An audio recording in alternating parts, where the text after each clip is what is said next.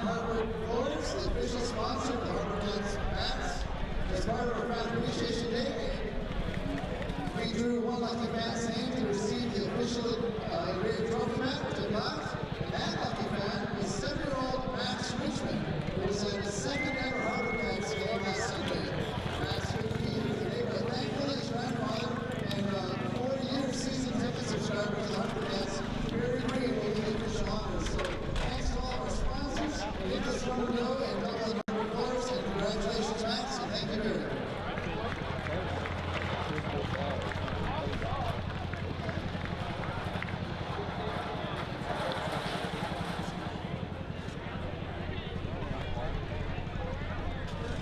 Thanks so much.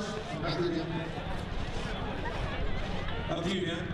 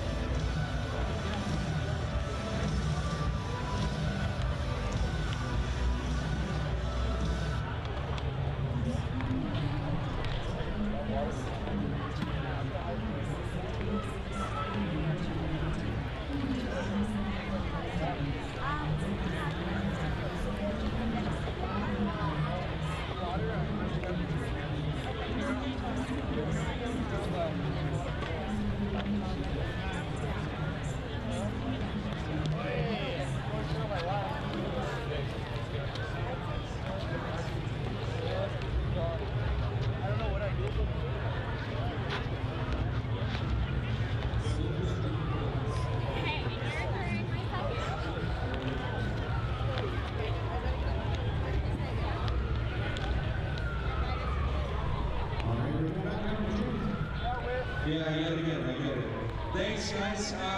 We had a major prize we handed out, or took entries for all through the season for a northern getaway on northern Vancouver Island. Brad Norris Stones put the thing together, those who are in. I know you want to win it. I get it, Sandy. Okay? Brad, go ahead. Our general manager, talk about this draw and reveal the winner. Very excited to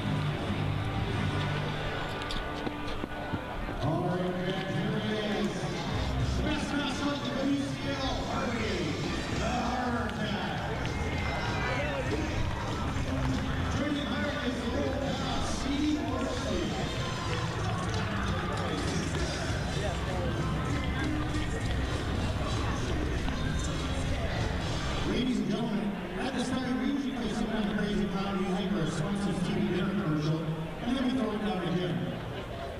As much as the booth guys like to give him a hard time and tease him as much as we can, today we're going to recognize him.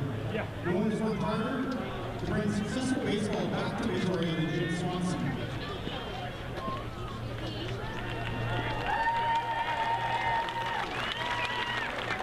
Now, for the first time in 64 years, we have playoff baseball.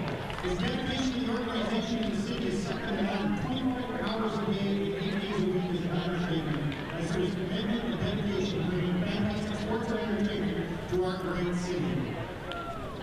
At the park, he makes time for everyone, from the fans to the sponsors to the staff, management, and players. Even if the game day production doesn't go as planned, the first thing he says is all the things he did right. Jim is always that guy.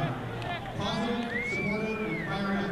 He has an amazing staff around him, from Brad to Brittany, John, Richard, Sean, and all of us on the NBA crew. We'll put it in terms to understand, Jim. You surround yourself with a bunch of singles, doubles, triples, and a few home run people, but sir, you are a grand slam. At this moment, we are going to give an opportunity to do something we never do. We are going to tip our cats to you, Jim Swanson. Oh, by the way, happy birthday.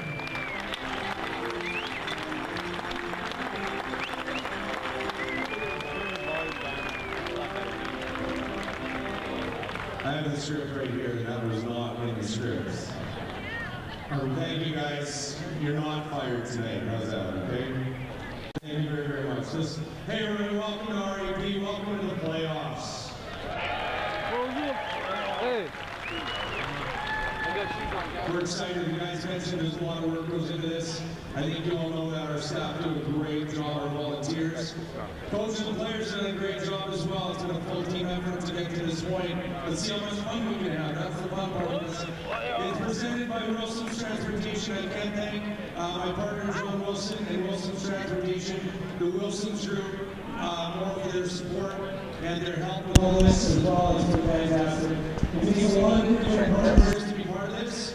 And one partner we're definitely here to recognize tonight. Just on the eye of Matthew Levy up in the crowd. Ticket Rocket, I want to thank Ticket Rocket for all they do to keep things nice and orderly for seating, ticketing, all the things that happen online in the office. Really appreciate it, Matthew. Thank you very much, buddy. One of our great sponsors here. Yeah. We can't thank you guys enough. Yeah. And to bring out one of our first purchasers today, I'd like to ask Brianne.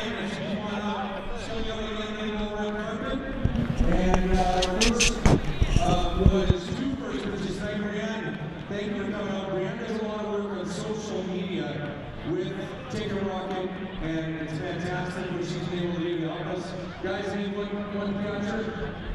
It's not like it was Sounds like a Hayden Jaco thing.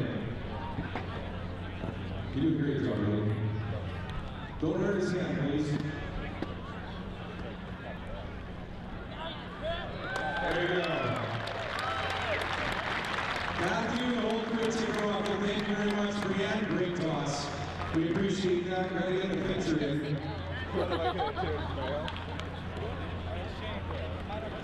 If I get your attention, ladies and gentlemen, say we have a very special guest with us.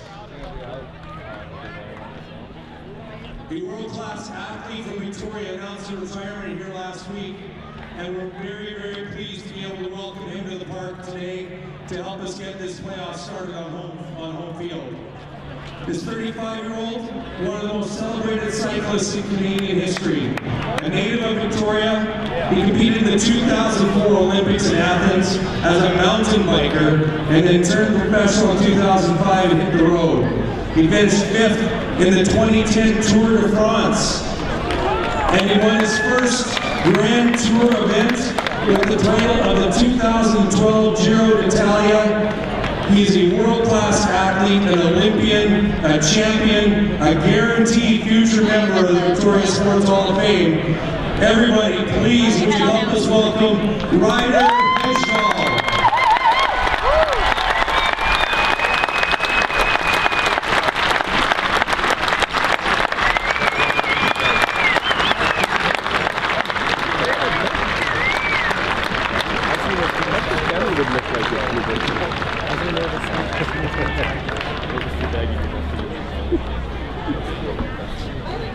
He says he's a little out of his comfort zone. I'm not sure why.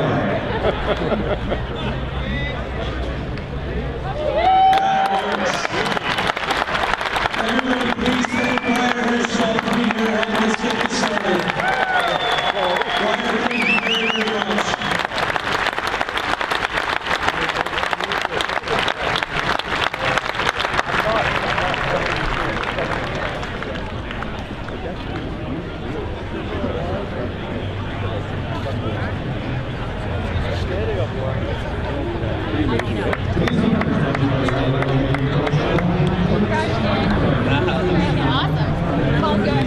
Good, thank you.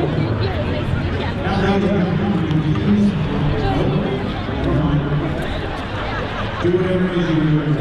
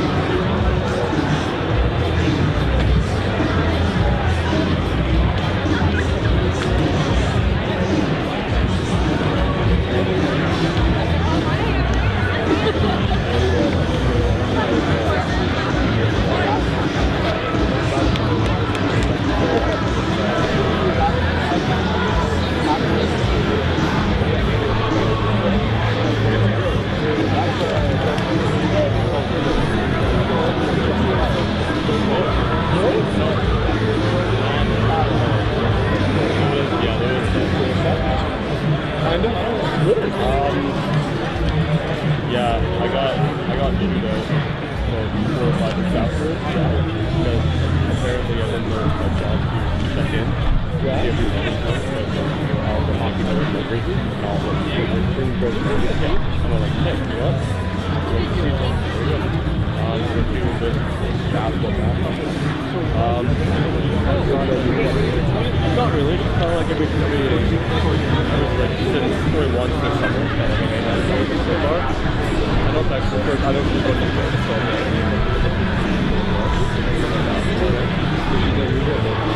yeah, he was not forward.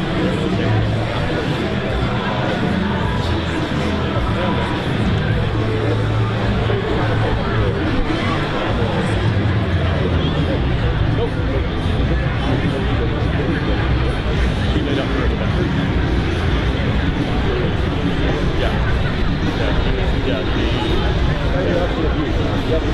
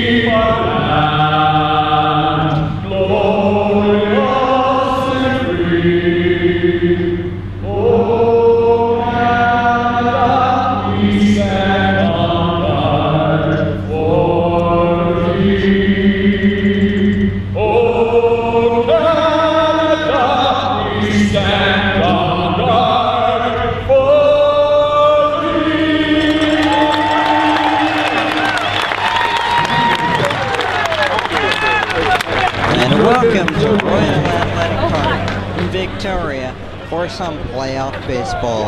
My name is Jonathan Hudson, and welcome to the Victoria HarbourCats and Bellingham Bells, Game 2 of the West Coast League North Division Final, as the series comes back to the BC Capital after Game 1 Bells win last night 3-2 in Bellingham. The HarbourCats are looking to stay alive and extend their record-setting season, which included a West Coast League mark, 40 regular season wins. They've got the right man on the mound tonight, Josh Mitchell, single season wins leader for the HarbourCats, will start, and we'll throw it down to the field as Josh leads them out of the first base dugout, and we'll get you your lineups, and we'll get to baseball. Once again, Jonathan Hodgson here for Shaw TV and Go Live broadcasts as the HarbourCats reach the playoffs. For the first time in franchise history, they did so by winning the West Coast League North Division first half title at 23-4. They tied with Bellingham for the second half title at 17-10, and the two, by way of that second half tie, meet here in the playoffs. The HarbourCats entered today down 1-0 in this best of 3 series. The West Coast League playoffs are very quick, 2 rounds of 3 games, best of 3. So the HarbourCats, after losing last night 3-2, are already playing for their lives tonight. Beautiful Wednesday night at Royal Athletic Park, temperature about 20 degrees, nice and sunny. Big crowd on their way in. Left-hander Josh Mitchell on the mound. He was 7-0 in the regular season with a 1.86 ERA, a junior out of the University of Pittsburgh. Dealing to his catcher, Riley Guntrip out of UBC. The infield for the HarbourCats, third to first, Brad Plushkell out of UC Davis. Tommy Jew at shortstop from UC Santa Barbara. The second baseman is Ryan Anderson from UC Davis. PJ Floyd at first base from Sacramento State. Outfield left to right, AJ Alcantara, in left field from UC Irvine. Center fielder Matt Louds from UC Santa Barbara, and the right fielder Ben Polshak from Cal Poly. Last pitch is thrown down to second base, giving me a chance to bring in my broadcast partner tonight, Michael. Michael, thanks for coming in. A historic night for baseball in Victoria. It is indeed, and welcome everybody to Shaw TV's live broadcast of what is the most important baseball game to be played in the city in over half a century. The tension in the air is palpable as Josh Mitchell gets set to get this game underway. The first playoff baseball game at the collegiate or professional level in Victoria since 1952. First pitch is outside. 4-1 to Andrew Cardenas. The lineup for the Bellingham Bells, leading off the right fielder Andrew Cardenas right now. Batting second is the center fielder Shane Hannon. Batting third, the shortstop Chase Strumpf. As there's strike one. Batting fourth is the DH David Banuelos. Fifth is the first baseman Jake Veith. Batting sixth is Gunnar Schubert at second base. Batting seventh, the left fielder Austin Shenton. Matt DeLeo, the catcher, bats eighth, and batting ninth is Danny Casals, the third baseman. Fouled back for a ball and 2 strikes on Andrew Cardenas. Cardenas was an all-star in the West Coast League this year, batted .293 with 13 RBIs in the regular season. Crowd getting into it early, and it's a good one tonight here in Victoria. The 1-2 pitch from Mitchell. Swing and a miss. Guntrip hangs on for strike 3. Good start for Mitchell, who set the HarbourCats single season wins record this year, going 7-0. The old record was 6, and 2 of Mitchell's teammates also had 6 this year. Austin Donenville at 6-1. Will McCaffer at 6-2. Here is Shane Hannon, the center fielder. Wears 12 and bats right.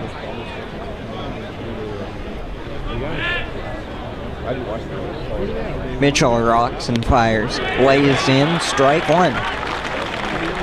Shane Hannon was Bellingham's leading hitter batting .331 in the regular season, adding 2 home runs and 16 RBIs. Mitch looks up at the glove. The 0-1 pitch, Bunchone put down, foul on the left side. It's quickly no balls and 2 strikes.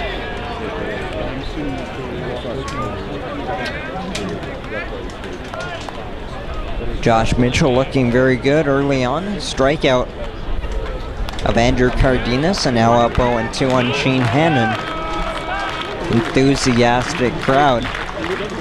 Gets into it for the 0-2, swung on line to center field for a base hit.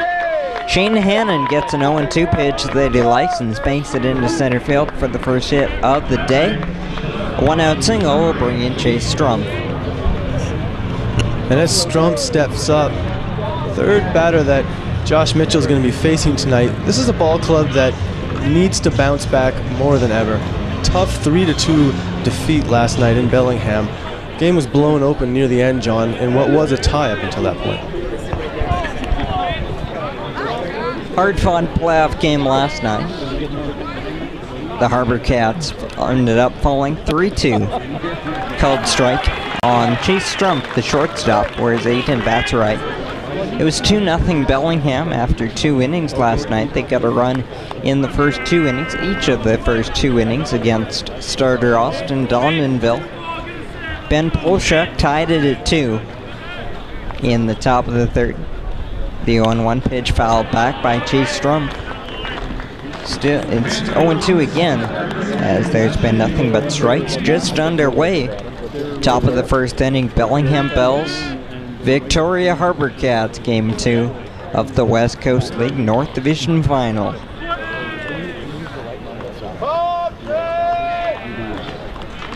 Oh, and 2. We'll have to wait as Mitchell throws over to first base.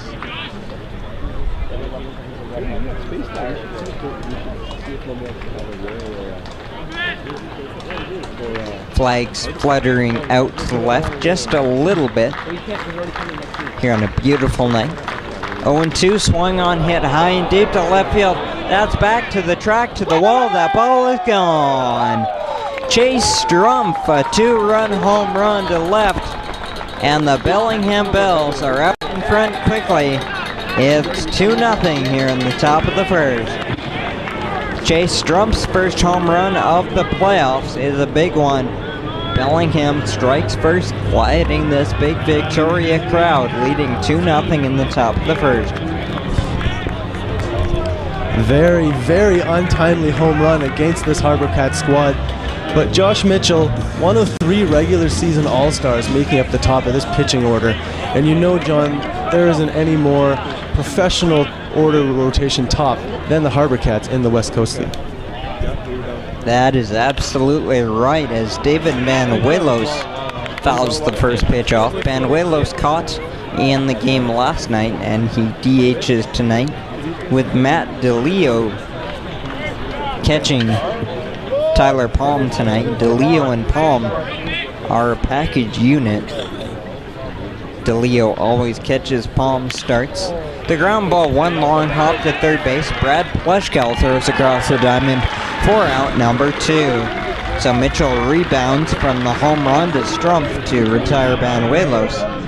On the 5-3 ground ball, 2 outs for Jake Veith.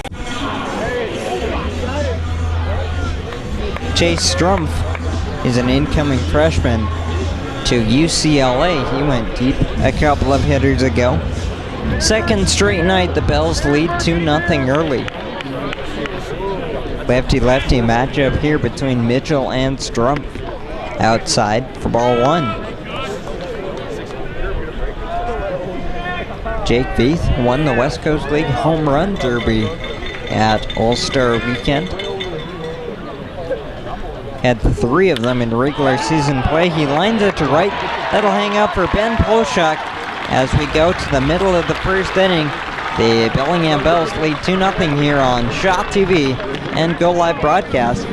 Now with the Game 1 to recap, we talked earlier with HarbourCats GM Brad Norris-Jones.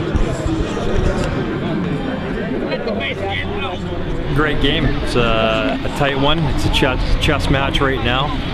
Pitching was good on both sides, and Bellingham got a clutch hit to bring that run in. Well, they haven't seen Mitchell yet pitch, and he's probably right now our #1 guy. He was 7-0 during the season, so we're excited about that. We like our matchup tonight. We like it a lot.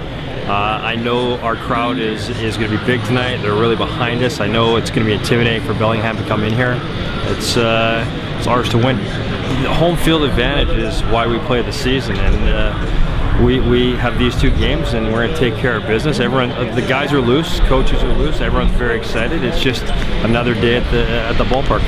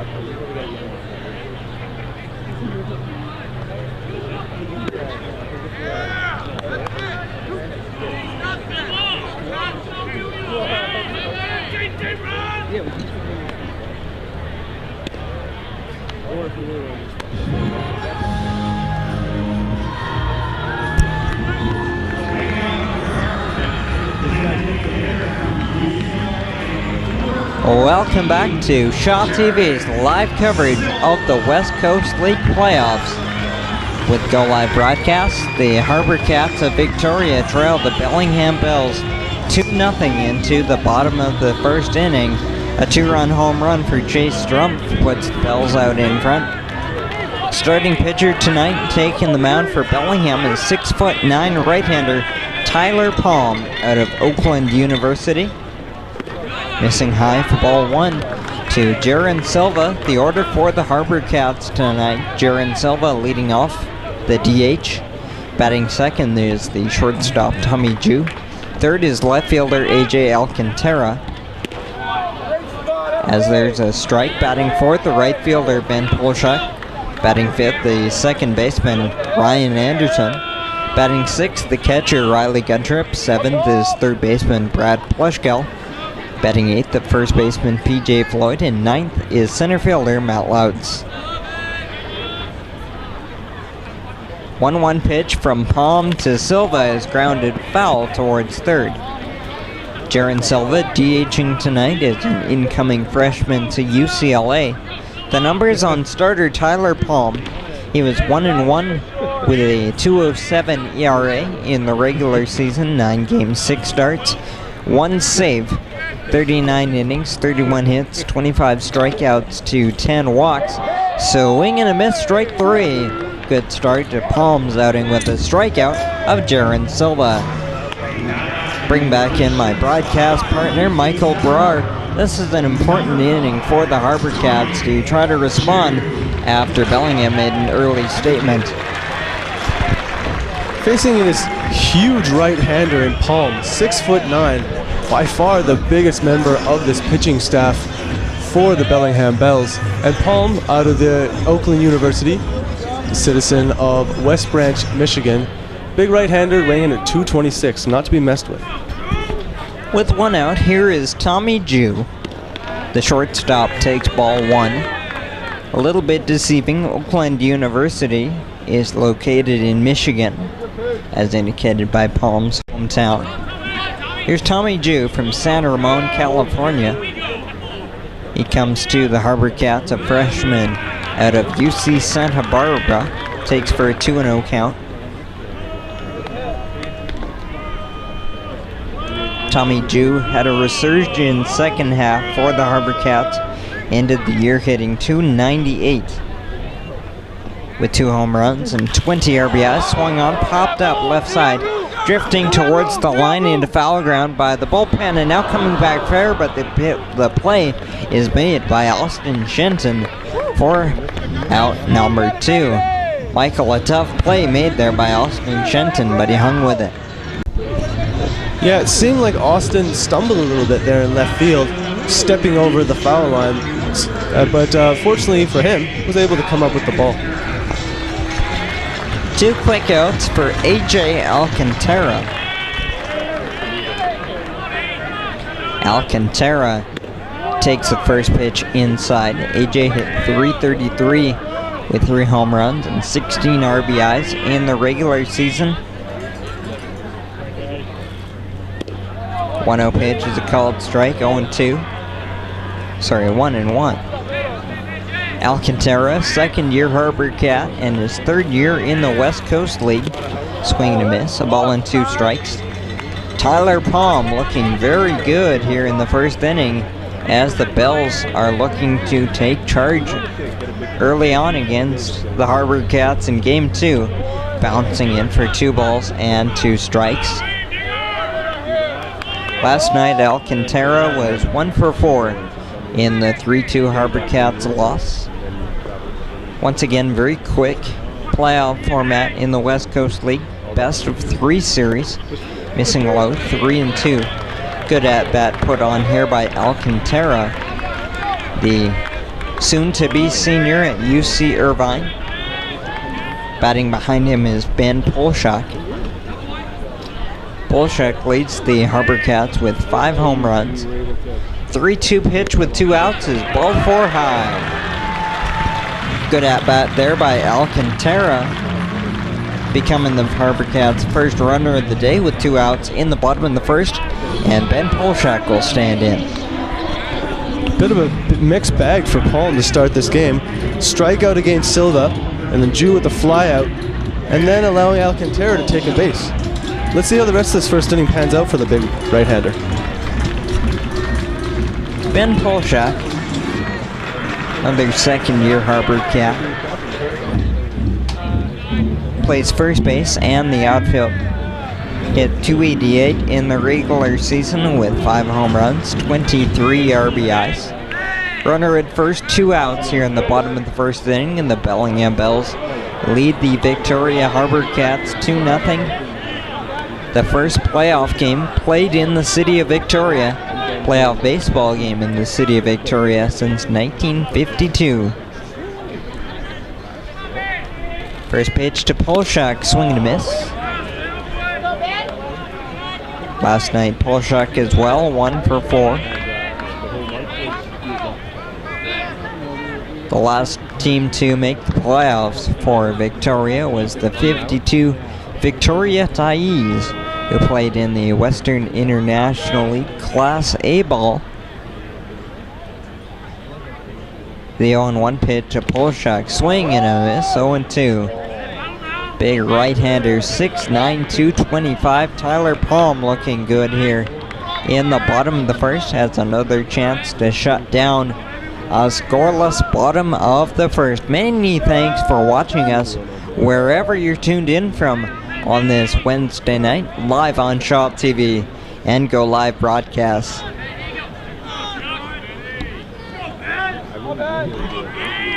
Palms 0-2 to Polshak is outside and high.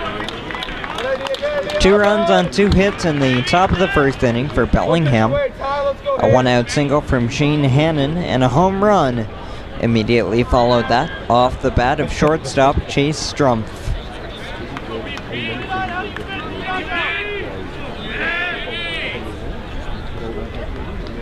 Throw over to first base, sliding in safely is Alcantara, who reached on a walk with 2 outs.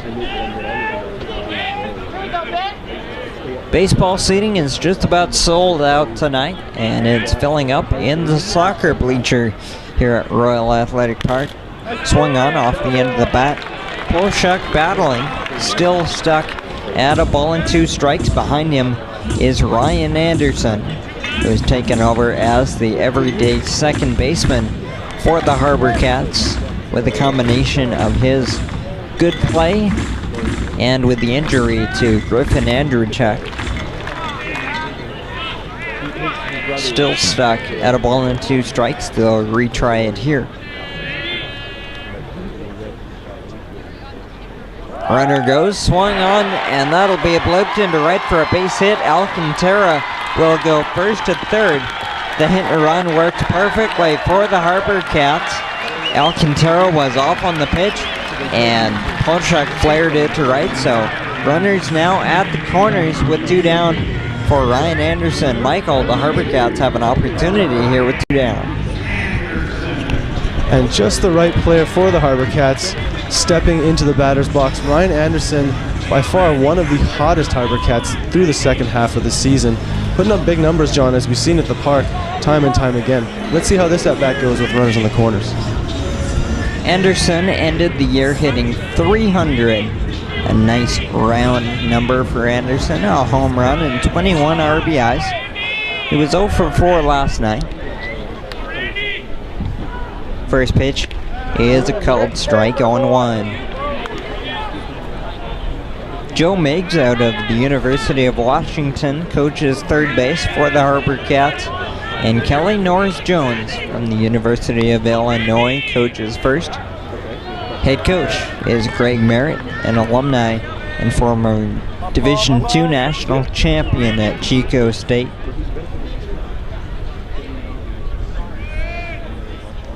Long pause before 0-1, and finally Anderson calls time. Anderson, an infielder out of UC Davis, has the ability to play the outfield. Played just 12 games in the first half and hit 158, but in the second half boosted his average to 300, and he's among team leaders. Delayed steal, Polchuk goes to second, throw down not in time. Ben Polchuk steals second base on the delayed steal. Matt DeLeo's throw was good, but late, so the opportunity gets bigger here for the HarbourCats. Second and third, 2 outs after the stolen base. Now the trainer will come out of the Bellingham dugout with a ball and a strike to Anderson. Here's a chance for the HarbourCats to get right back in the baseball game. I'd say so, John. Matt DeLeo, like you said, his throw right on course just didn't get quite enough power behind it to make it to second so that the tag could be made in time. And while we have a break in the action, the Bellingham Bells, as I talked about, with their big right-hander at the helm, this is a club that's built around pitching. Specifically in the fact that pitching coach Jim Clem is also the top recruiter for the club. That's what most good clubs are built on, pitching and defense, and that's definitely what you have in both these teams. The Bells have a high-powered back end of their bullpen, especially with the closer Sam Hellinger and Jared Horn at the back of their bullpen. The Bells come in with a 2.95 team ERA in the regular season, and they gave up just 2 earned runs last night in game 1 of the playoffs.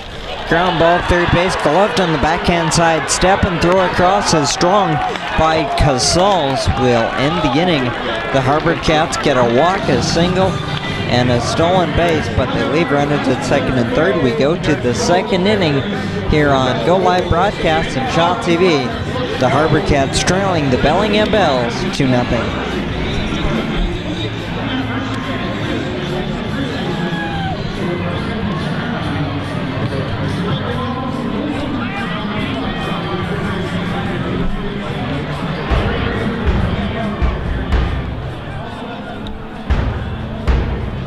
Silver Streak boats, available exclusively at SG Power Victoria.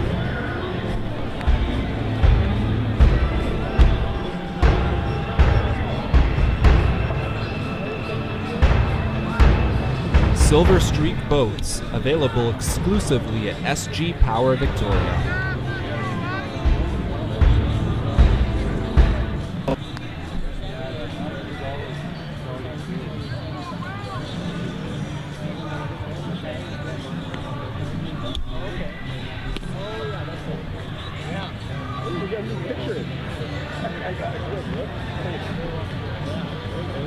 Wow.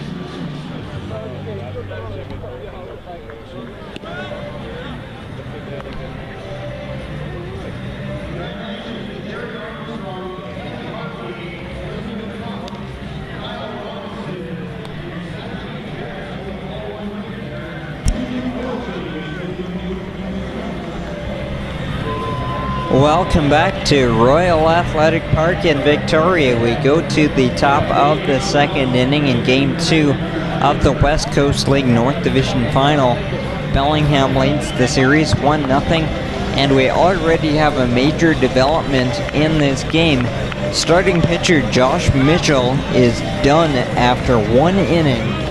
Josh Mitchell, who is 7-0 in the regular season with a 1.86 ERA, is lifted after 1 inning of work. He allowed 2 runs on 2 hits with a strikeout, and he gives way to Will McCaffer. McCaffer was slated tentatively to start Game 3 if Game 3 was needed, but the HarbourCats make a very quick change here after 1 inning. A variety of possibilities of why this was made so early. 2-0 is outside 3-0. Gunnar Schubert is leading off the top of the second for Bellingham.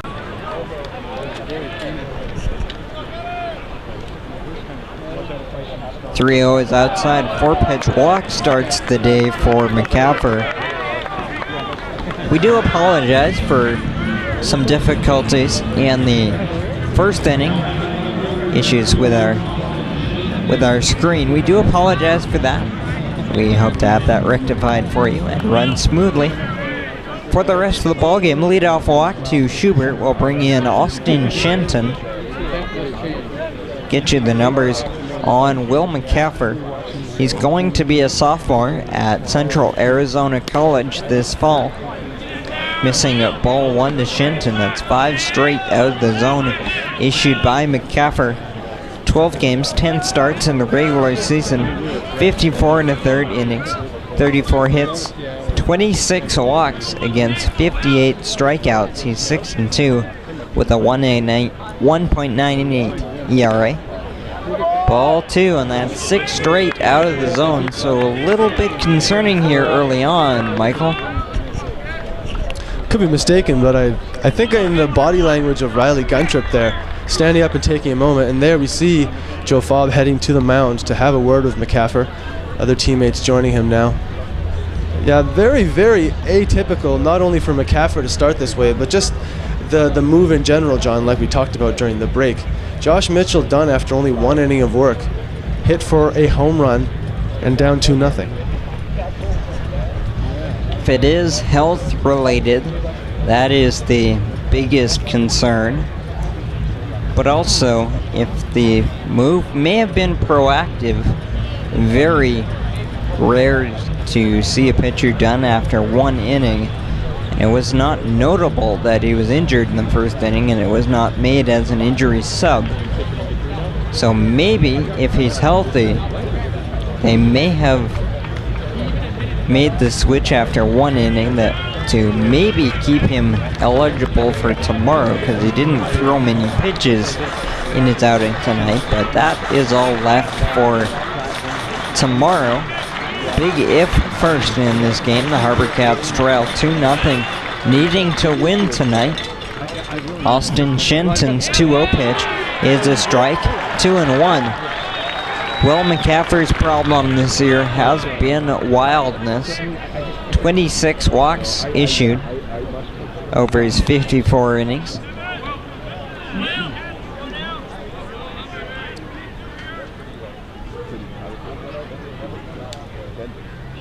Set for 2-1. The pitch is ball 3.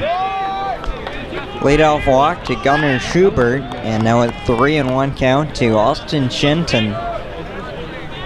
This large crowd here in Victoria, which was boisterous in the first inning, is suddenly on pins and needles a little bit. 3-1 pitch is ball 4, back-to-back walks issued by McCaffrey. And those pins dig in a little bit deeper here at Royal Athletic Park. People on edge noticeably as another batter is walked by McCaffrey.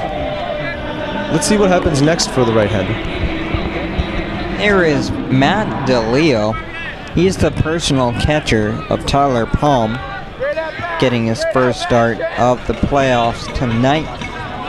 Batted 184 in the regular season with a home run and 11 RBIs. First pitch, bunt shown, put down third base grass. Good bunt in Pleshkel. Barehand throw, it's good for out number 1. But the sacrifice bunt is successful in moving Schubert and Shenton to second and third with just 1 down. So second and third, 1 down for Danny Casals. Casals, the third baseman, wears 9 and bats right. Casals batted .234 in the regular season with 14 RBIs. 2-0 Bellingham here in the top of the second inning, and they're threatening to widen the gap. First pitch to Casals is upstairs, for a ball 1. 2 runs on 2 hits in the top of the first.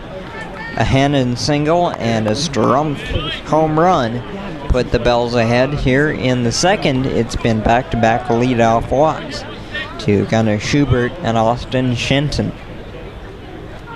Set for the 1-0 pitch, swung on, hit well into left center field, a base hit. 1 will score, up with it in center is Louts, he'll rush it in. So stopping at third base is Shenton, but Schubert comes in from third. It's an RBI single for Danny Casals, and the Bells are in charge, leading 3-0 here in the top of the second. Still, just 1 out, with Cardenas coming to the plate. Huge play there for Danny Casals, the sophomore out of the University of Maine, Orono. With the RBI, widening the gap to 3-0, and this bad start gets even worse for the HarbourCats, John. It's all about minimizing right now. Keep within striking distance and give yourself a chance going forward. Top of the order now for Andrew Cardenas. Cardenas takes a strike. Already the second time through the order for the Bells. The right fielder struck out to lead off the first inning. Bells trying to play the role of Purdy Crasher tonight so far. Pretty effective at it. 2 in the first, 1 in the second. The 0-1 pitch is outside, 1 ball, 1 strike. Again, Will McCaffrey is on the mound here in the second, taking over for Josh Mitchell, who only threw 1 inning tonight, allowing 2 runs on 2 hits. Starting pitching was the big strength for the HarbourCats in the regular season. Their top 3 starters went 19-3, with ERAs under 2. There's a called strike, but last night, Austin Dondenville battled well, but could only go 5 innings, allowed 2 runs, as he threw 105 pitches in those 5 innings. Cameron Schneider allowed the game-winning run, relieving him out of the bullpen. And tonight, only 1 inning, so when your biggest strength is not there for you, as that's flared into center field, dropping quickly, a base hit. Up with it, Louts will throw to second base. RBI single for Andrew Cardenas will score Shenton, and that's the second run of the inning. The Bells lead 4-0. Another single up the middle for the Bells, this time Cardenas. 4-0 the score. And John, at this point, if you're the Victoria HarbourCats, if you're Greg Merritt, what is the strategy? Down 4-0, already 2 runs given up from both of your starting pitchers. Plain and simple, you got to get guys out here at some point. As Shane Hannon steps in, I like it to be more complicated than that, but at this point it really isn't all that much. 4 runs on 4 hits, as we have just one out in the top of the second, and the Bellingham Bells are trying to sweep the HarbourCats out of the West Coast League playoffs after the HarbourCats won a West Coast League record 40 games in the regular season. 1-0 pitch is inside, 2 balls and no strikes on center fielder Shane Hannon, who singled and scored in the first inning. Shane Hannon has a history of success against the HarbourCats, has delivered numerous clutch base hits against Victoria. The 2-0 pitch is popped up on the infield, straight up. Gun trip on the logo on the backstop, cannot make the play as it'll fall on the backstop. It did stay in play, but Gun trip was unable to locate it. So Hannon has another chance.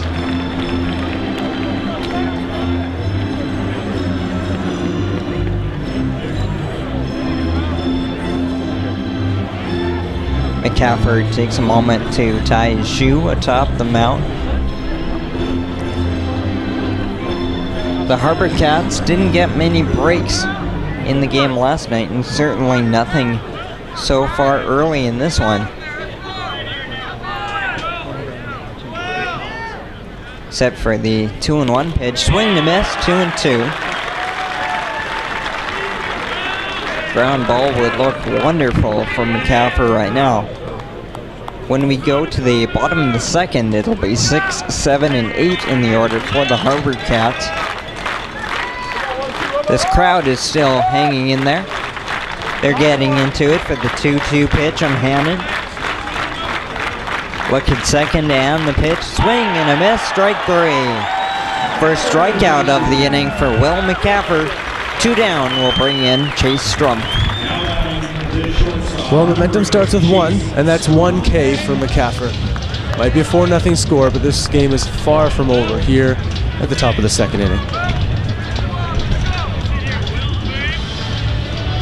Chase Strump, and maybe a little bit of an unlikely hero, but that's what it takes in the playoffs.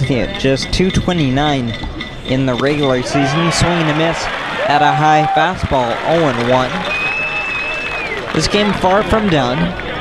Just playing in the second, tons of baseball to play, and the HarbourCats tied a West Coast League record with 23 wins at home this year. They went 23-4 at home field. Set for the 0-1-2, Casals. Swung on, hit well to left field, deep to the track, to the ball, to the wall. That ball is gone. Chase Strump has done it again. 2 home runs and 5 RBIs in the first 2 innings for the Bellingham shortstop. And the Bellingham Bells have blown it open. It's a 7-0 lead.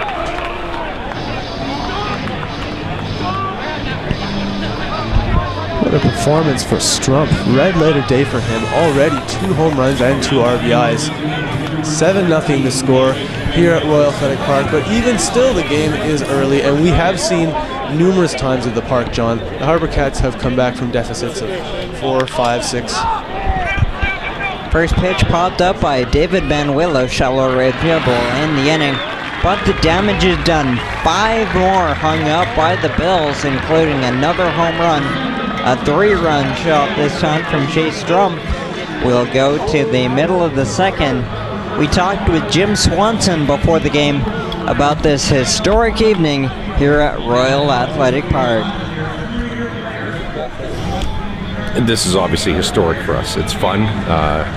It's my birthday today too, so I get a little extra bonus on my birthday. Why not? But it's for our franchise to be playing a playoff game 4 years into our time in this league, to have won first overall in the league with 40 wins, a record number of wins, has all been great. And it just takes one game, like a close, nail-biting loss in Bellingham in Game 1 of the series, to bring the nerves back into play again. And you know, we're all wanting to see this right through to the end. We want to see us finish this off. We respect our opponents. The teams that are in this league and they're in the playoffs are very good. Well, we think we're pretty good as well, and we think we have a chance to finish this. And it'll be a fun atmosphere tonight. I think one that hasn't been seen in Victoria in many, many years, and I think we've seen games throughout the last number of years that have had a great atmosphere. This one's going to be a little special.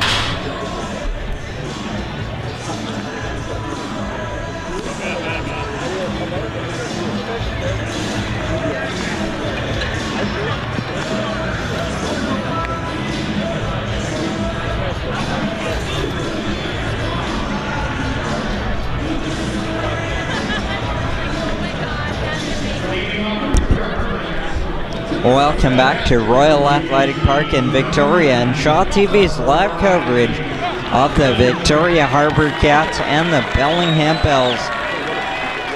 The bells have been ringing in the first 2 innings. 7-0 Bellingham leads into the bottom of the second. Strike one issued to Riley Guntrip from Tyler Palm.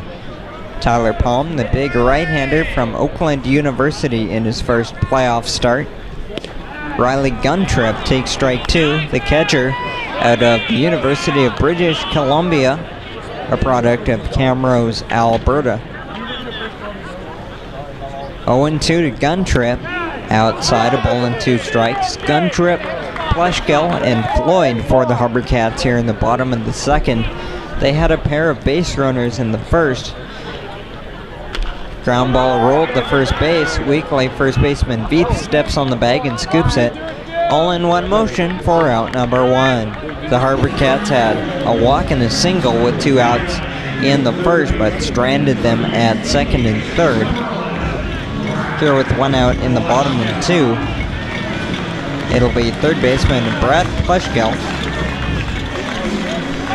Pleshkill's going to be a sophomore this fall at UC Davis. The HarbourCats had a full complement of players from the Aggies of UC Davis this year. West Coast League clubs are allowed to grab a maximum of 4 players from one collegiate program. The West Coast League made up of all college eligible players, mainly from NCAA Division I programs, designed to give them a pro atmosphere to work on their craft during the summer season. Ground ball on the 0-1 pitch is over to first base, thrown by the man of the hour, Chase Strum, for out number 2. The HarbourCats going quickly here in the bottom of the second. Couple of ground balls puts us through to PJ Floyd. And Michael with these 2 outs quickly in this bottom of the second. It has to feel that Bellingham could really settle in here very quickly. If you're Palm, at this point, you're having just about the ideal start as he throws a pitch there to this ball game. 2 outs to start this inning, but if you're Greg Merritt, you have to believe that he took the time during the break in the inning to tell his club, listen, we didn't come this far and finished first in the league when we folded up our tent anytime we fell behind. There's still plenty of road left to be traveled in this ball game. Popped up left side, out of play quickly. 0-2 on Floyd. Tyler Palm trying to put away a 1-2-3 bottom of the second. Game 2 of the West Coast League North Division Final. 7-0 Bells lead early on. The pitch to Floyd, swing and a miss, strike 3. Strikeout number 2 for Tyler Palm, puts away the second. We'll go to the third here on Shaw TV and Go Live broadcast. The Bellingham Bells lead Game 2 of the North Final 7-0.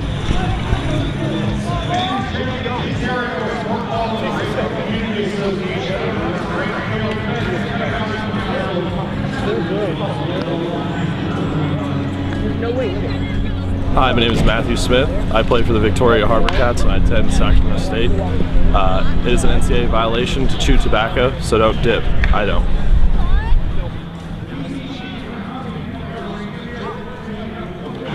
My name is Riley Guntrip. I go to the University of British Columbia. I don't chew, nor should you. Hi, I'm Tommy Jew. I'm the shortstop for the HarbourCats. I'm a freshman at UC Santa Barbara, and I don't chew, and neither should you. Josh Mitchell is a special player, big left-handed kid from Pittsburgh.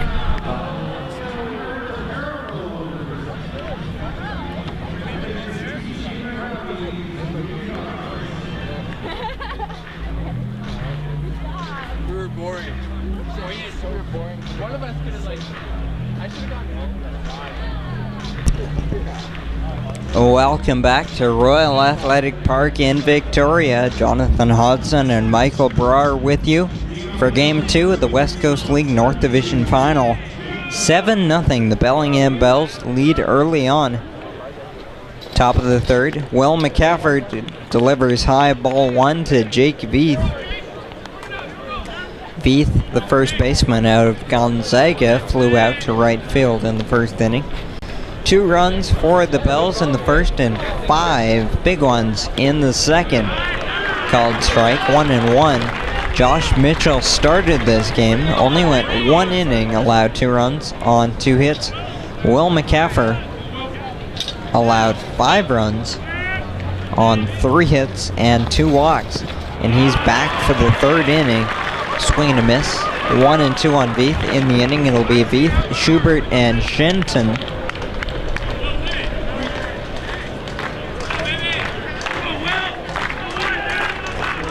Large crowd here in Victoria looking for something to cheer about. Missing outside, 2-2.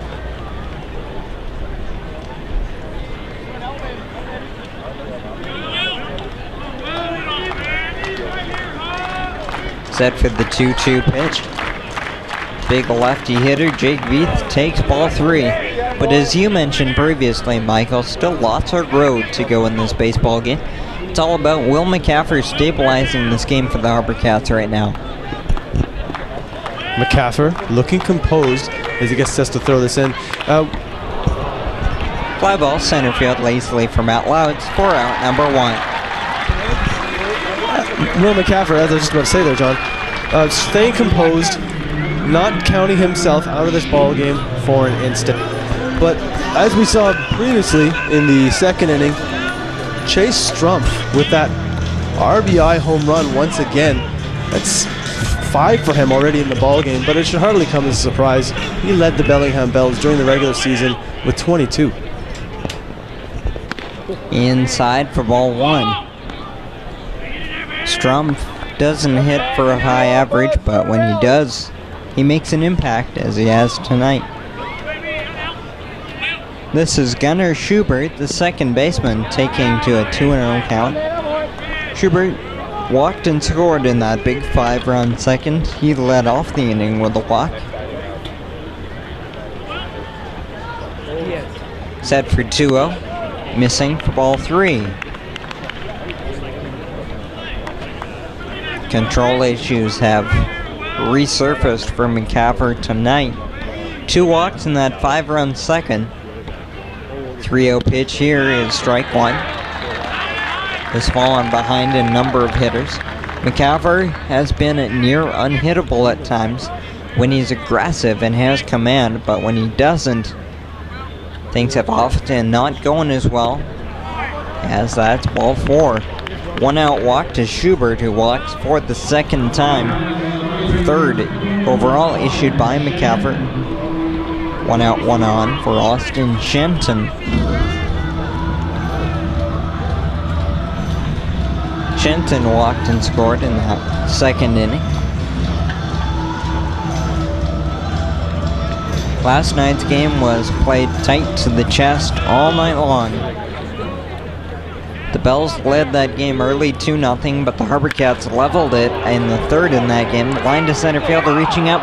Cannot make the play. Matt Louds will pick it up off the wall in dead center field. Rounding third is Gunnar Schubert, and he is sent. The relay throw will go to third base. That's an RBI triple for Austin Shenton. Schubert scores from first, and the Bells lead 8-0.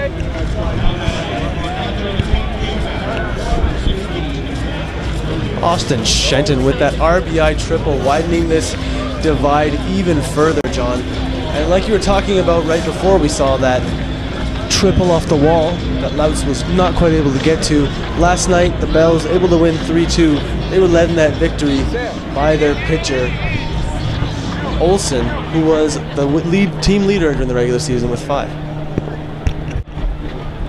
First pitch to Matt DeLeo fouled back last night's starting pitcher John Olsen, 7 1/3, 2 runs, before he turned it over to the bullpen for the final 5 outs. They were led by their pitching last night, and they've been led by the offense here tonight. 8 runs on 6 hits. 1 out here in the top of the 3rd. Check swing, punches it foul. No balls and 2 strikes. Matt DeLeo, the catcher, laid down a sacrifice bunt back in the 2nd. The infield is drawn in for the HarbourCats in this at-bat.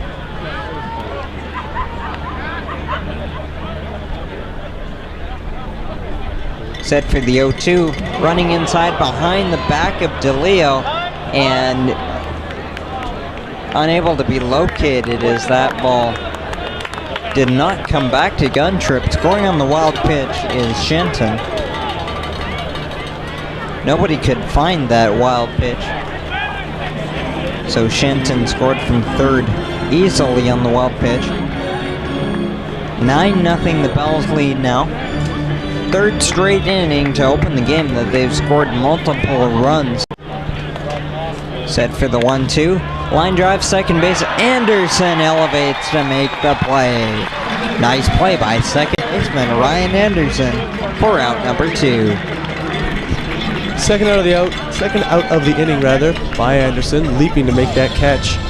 9-0 to score here at Royal Athletic Park, but the mood of the crowd seemingly not dampened at all. Anderson stretching to make that play, and the crowd responded really favorably.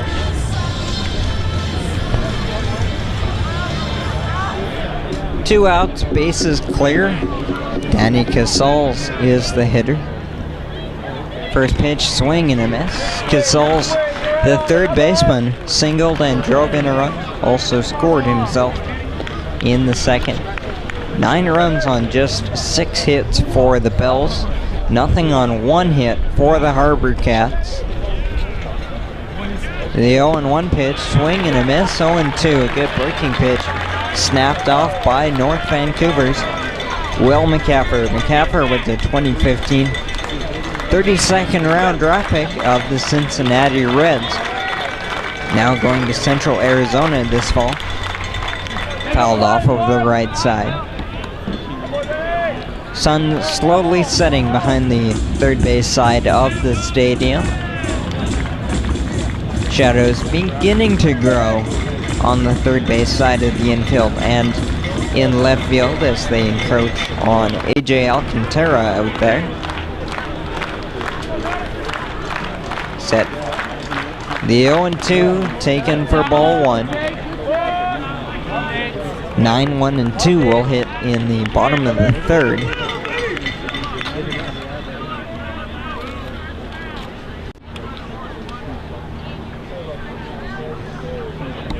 One-two pitch popped up on the infield. Second baseman Anderson, the shortstop Jew, takes charge and makes the play. 2 more runs on a walk and a hit. We go to the bottom of the third. 9-0 Bellingham here on Go Live Broadcast and live on Shaw TV. Before the game, we caught up with pitching coach Joe Fobb to talk about the starter, Josh Mitchell.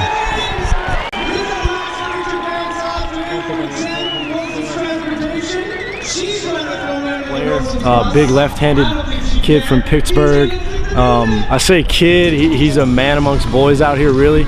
Big guy, big beard. He pitches with a lot of intensity. You'll see him several times when he comes off the mound. I'm sure you'll see it tonight. He's going to come off. He's going to be fist pumping. He's going to be yelling.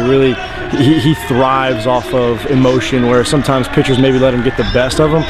That rarely happens with him. He always seems to thrive in those big moments, and emotion seems to steer him in the right direction. I would say that in this environment here in the West Coast League, I wouldn't say that our stadium and our fans take anything, or maybe they don't take as much away from the other team as much as they give us. When we come here and we play at home at RAP, it's a big deal for our guys. These fans really lift our players to another level, and they play with a whole lot of intensity. So yeah, playing at home in front of 5,000 people helps us out a lot, I think. We're going to draw the biggest crowd in the West Coast League, and our guys know it, and our fans are savvy baseball fans, and when they're like that, that really elevates our play, and it knocks the intensity up quite a bit.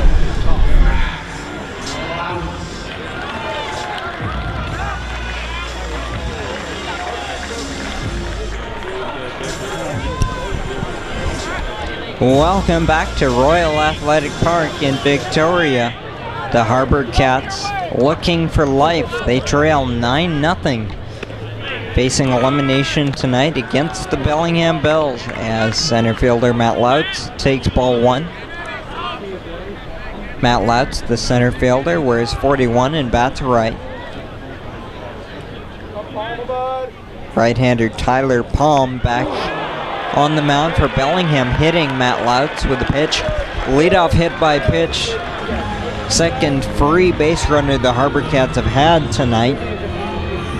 A walk and no hit batter. Top of the order for Jaron Silva now. Michael, the HarbourCats are looking for any little sign of life, and maybe that hit batter will do the job. And Jaron Silva is as good a bat as any.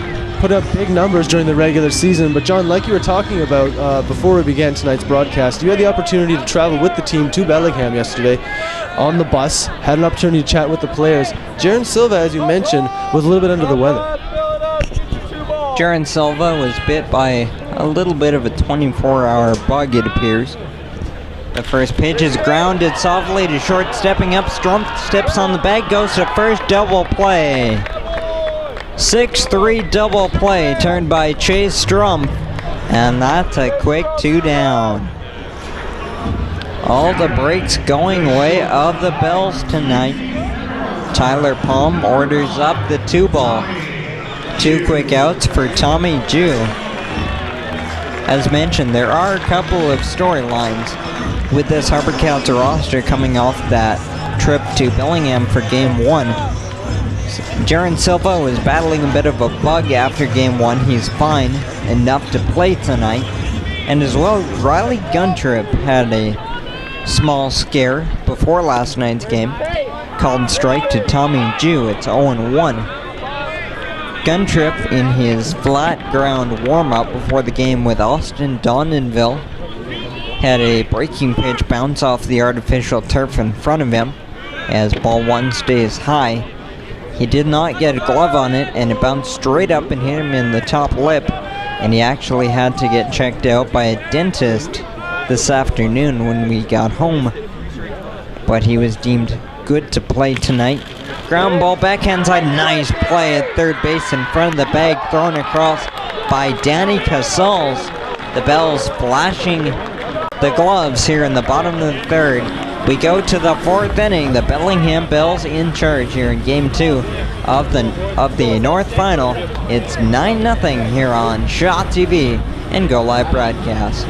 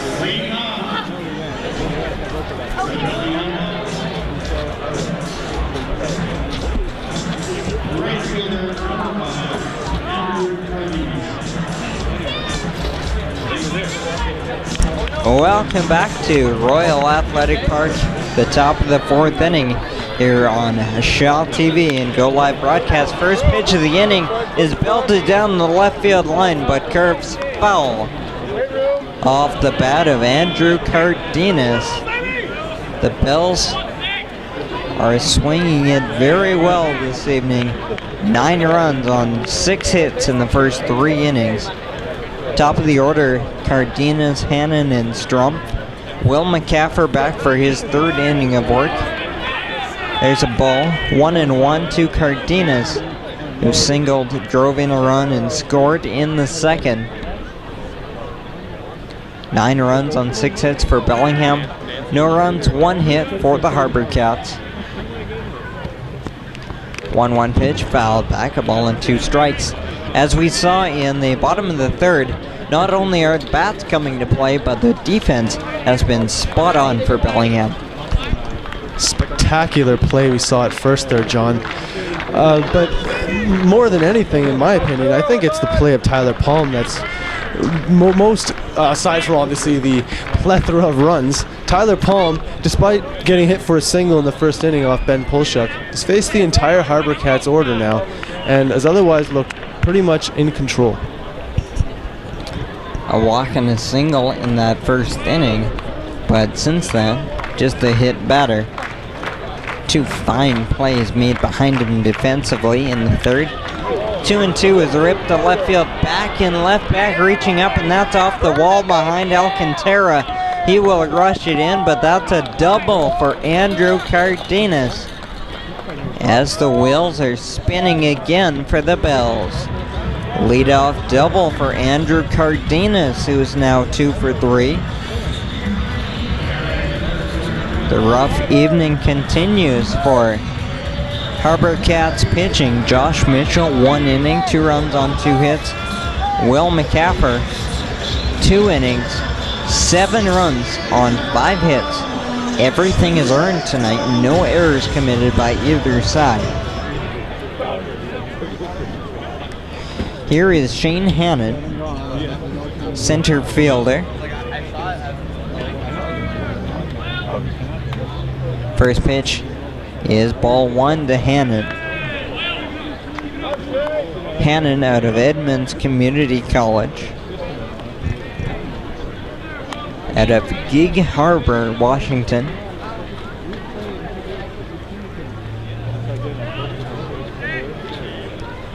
McCaffer set for the 1-0 pitch. Couple of looks, and the pitch is ball 2. This large crowd is been silenced here as we go to the 4th inning. Nobody saw this coming, certainly. The HarbourCats played so well all season long, especially at home. Fouled back 2-1. You knew the Bells were going to be a tough matchup for the HarbourCats, but we certainly did not see this coming. Long way to go yet. The Bells in the regular season went 4-2 against the HarbourCats. And last year, if you want to bring that into the equation, Bellingham went 6-3 against Victoria. 2-1 pitch popped up on the right side. It'll get out of play for 2-2. We see action in the right field bullpen for the HarbourCats. That is likely to be one of their long men. I don't see a number on him just yet.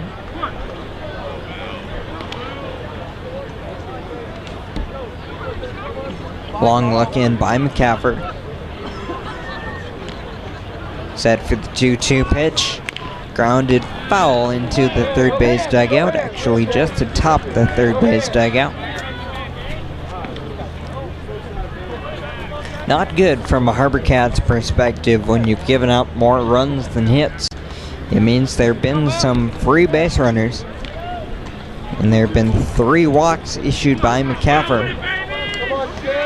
And all 3 walks have scored in this game. Set for 2-2. Reaching out, swing and a miss, strike 3, and a good breaking pinch by McCaffer for the first out. Judging by the reps going on the bullpen, John, I think you might be right. McCaffer, perhaps the remainder of his evening would be shorter than he would have liked, but they're getting a timely out on Hannon. And this is a ball club which won 40 games, first time in league history. And with a particularly nice home record, we saw the HarbourCats come back, as I mentioned earlier, from many deficits. So I think it's a little bit too early to count them out just yet. 1 out, runner at second. First pitch fouled off by Chase Strumpf. It's been no answer for Strumpf tonight. 2 for 2. A 2-run shot in the first inning and a 3-run home run in the second. 2 home runs and 5 RBIs in the first 2 innings.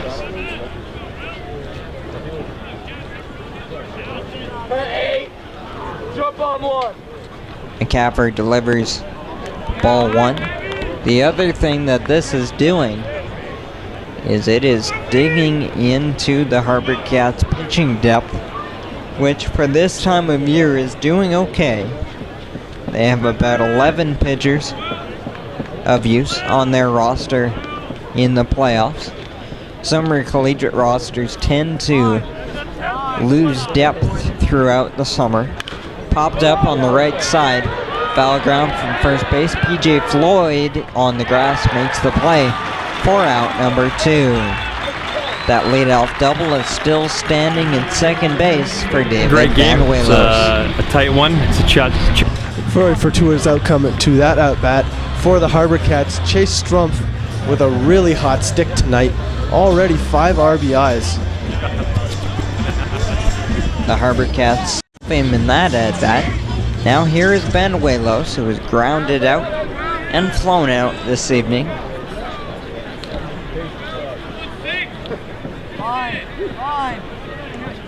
First pitch is ball 1. Top of the 4th inning, Game 2, West Coast League North Division Final. Bellingham Bells lead the best of 3 series 1-0, and they lead this game 9-0. 1-0 pitch, swing and a miss. If Game 3 would be needed, it would be tomorrow, Thursday night, 6:35 here in Victoria.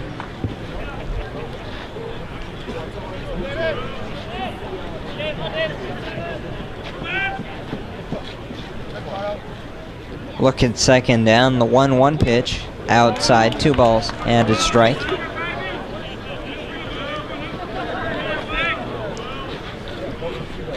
The HarbourCats looking for anything to build off of, and a 0 of the Bells bats would be something. They've yet to hold the Bells off the scoreboard in an inning tonight. 2-1 shattered bat, dumped into center field, a base hit coming around to score as the throw hits the mound, bounces high. Now throw to second base is dropped. Everybody's safe. It'll be an RBI base hit for David Banuelos, scoring Cardenas from second base, and then the throw that went to the plate by Louts allowed Banuelos to go to second, so it's 10-0, and the runners at second with 2 outs for Jake Veith. And as Veith steps up, those warm-up reps in the HarbourCats bullpen get a little bit faster. And McCaffrey and the HarbourCats in a hole, 10-0 now in the top of the 4th.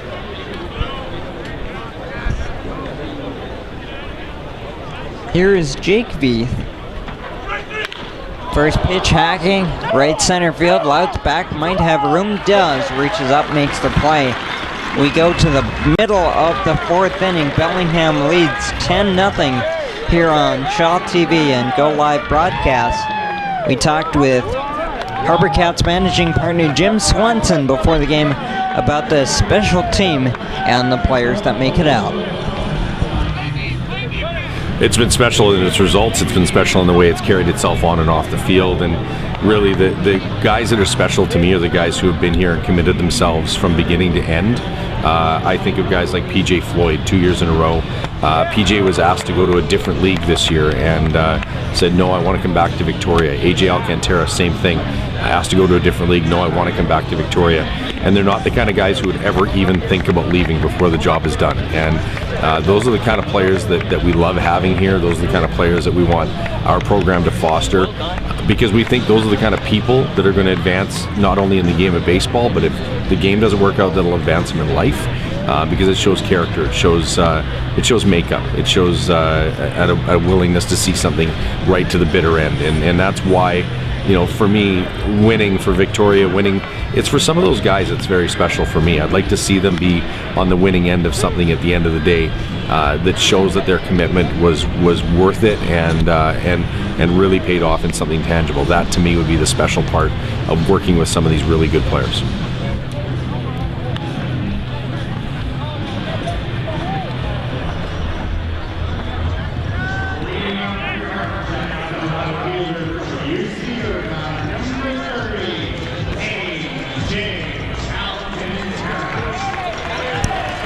Welcome back to Shaw TV's coverage of the Victoria HarbourCats playoffs. AJ Alcantara leads off the bottom of the fourth. Jonathan Hudson and Michael Brar in the booth with you. First pitch is inside, just missing Alcantara. For ball one, it's still right-hander Tyler Palm on the mound for the Bells, looking strong into his fourth inning of work. Middle of the order for the HarbourCats here in the fourth inning. 3, 4, 5. Alcantara, Polshuk, and Anderson. And then we see Ben Polshuk on deck right now for the HarbourCats, the only person so far tonight to get a hit off of the big right-hander. Polshuk singled in the first inning, still second base. That inning ended with Alcantara at third and Polshuk at second. Missing upstairs, 3-1 to Alcantara. That bottom in the first inning was the HarbourCats' best opportunity to get back in this baseball game. 3-1 pitch. Check swing held up on the pitch inside. Ball four. Leadoff walk to Alcantara. Second time he has been walked here this evening. Both of the walks issued by Tyler Palm, and here comes Ben Polshuk. 10 runs on 8 hits for the Bells. They've scored in every inning tonight. Drastically changed the tone of this game with a 5-run second, specifically a 3-run home run for Chase Strum. That took it from 4-0 to 7-0.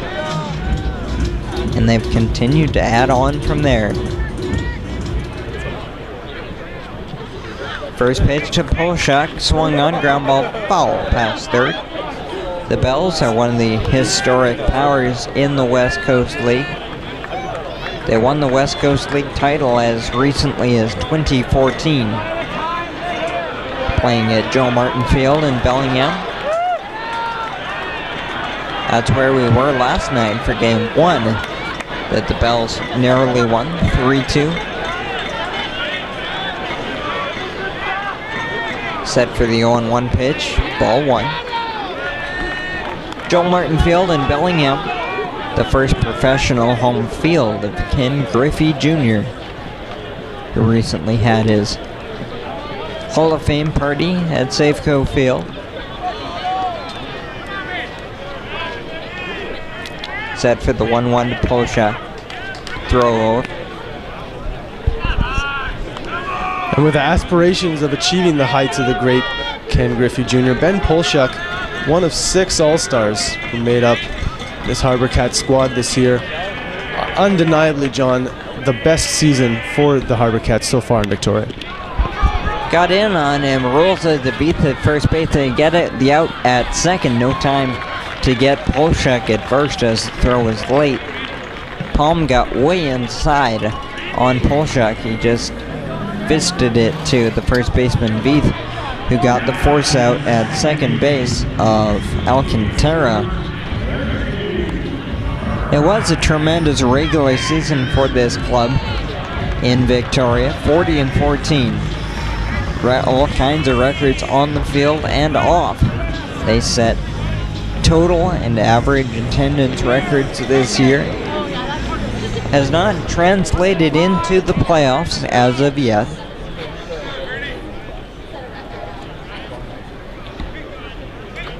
Here's Ryan Anderson taking ball one.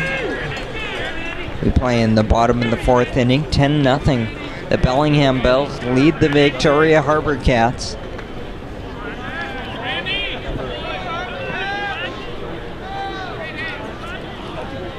Set for the 1-0 pitch. Ripped foul in front of the third base dugout. The HarbourCats scored a West Coast League leading 314 runs this year, scoring over 7 runs per game in their home games here at RAP. Led the league in batting average and home runs.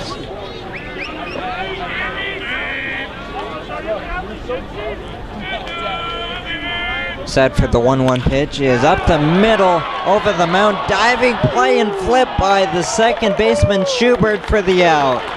What a play by Gunnar Schubert up the middle, diving behind the bag at second, and the glove flip to the covering shortstop Strumpf for the force out on Polshuk. What a play, 2 down.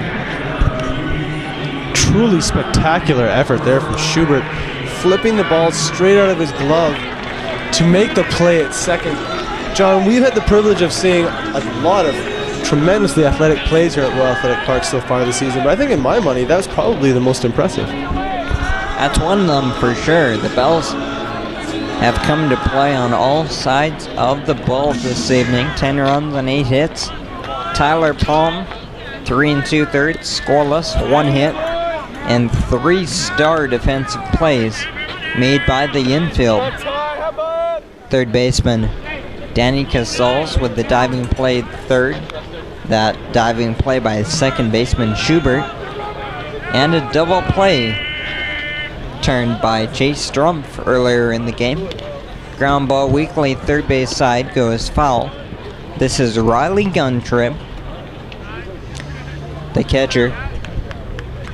Guntrip is 0 for 1. He grounded out to Jake Veith his first time.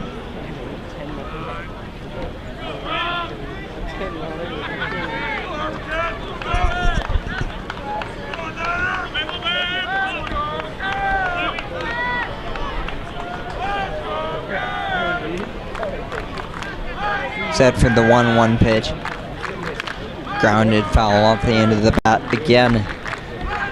It should be noted that this HarbourCats team is playing with a very short bench here in the playoffs. There was a possibility coming into the game tonight that both Riley Guntrip and Jaron Silva would not be able to play. Now they both are playing tonight, but that situation would have given the HarbourCats 9 position players fouled straight down. This team had upwards of 35 players on its roster in the first half, including full-time players and 10-day players, which helped the club through the first couple of weeks of the season before some players get done with school. And they've seen their numbers dwindle in the second half. 1-2 pitch, bouncing in 2-2. So this club that's on the field tonight has done a spectacular job of maintaining, for the most part, the pace they've had all year, setting a league record for wins, even though their options have become quite limited. Those who remain have done a valiant job. 2-2 pitch, swing and a miss, strike 3. Tyler Palm continues to hold the HarbourCats down. That's strikeout number 3 for the big right-hander, and that'll send us through 4 innings here on Shaw TV and Go Live Broadcast. It's 10-0 Bellingham.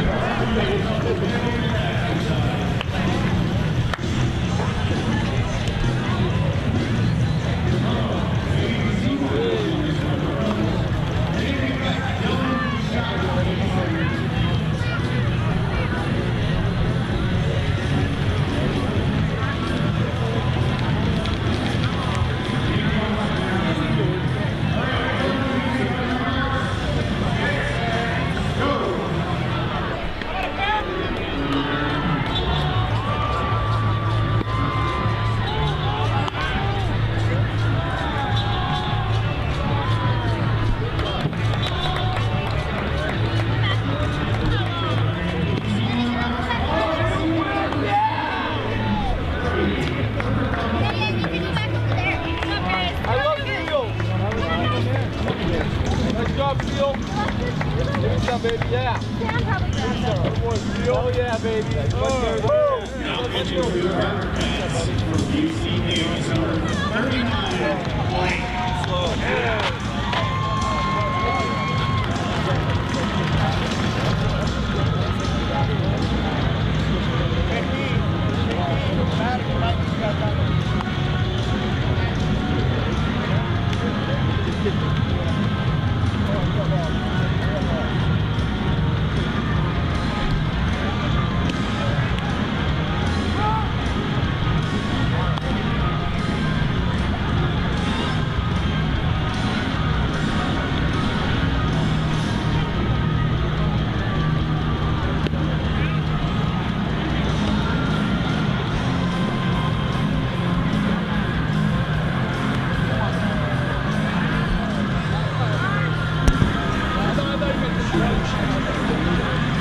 Welcome back to Shaw TV's live coverage of the West Coast League playoffs. Game 2 of the West Coast League North Division Final.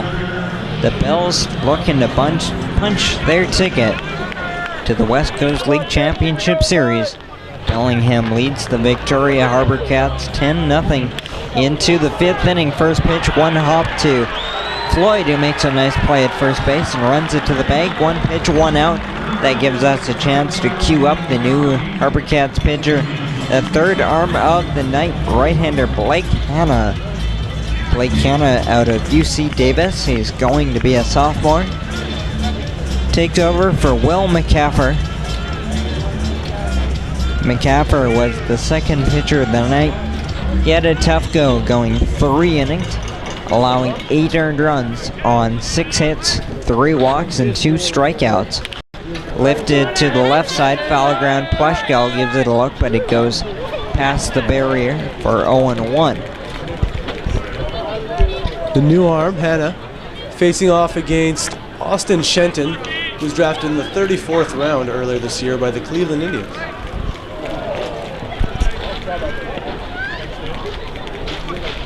The West Coast League full of professional prospects. This year, the West Coast League set a all-time record with 86 current or alumni players taken in the Major League Baseball draft.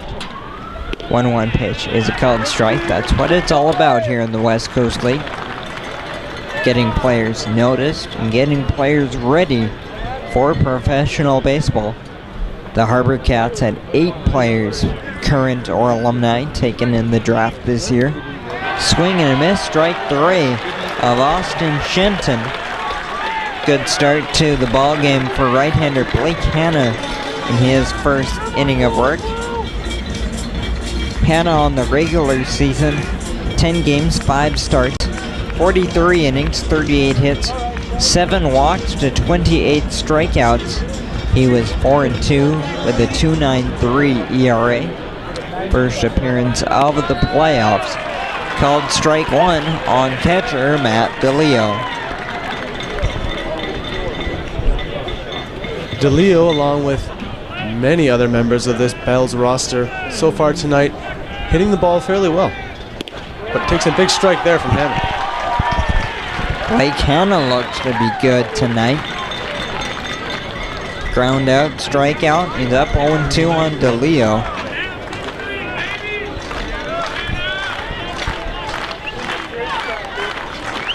Crowd getting into it. The 0-2 pitch, foul over the right side. The HarbourCats averaged 2,239 fans per game in the regular season. A franchise record, first time they've topped 2,000. Based on last year's numbers, could put them top 10 in North America for summer collegiate baseball. The 0-2 pitch, check swing down the first base line. Hits off the barrier in front of the stands. And this team has matched that support.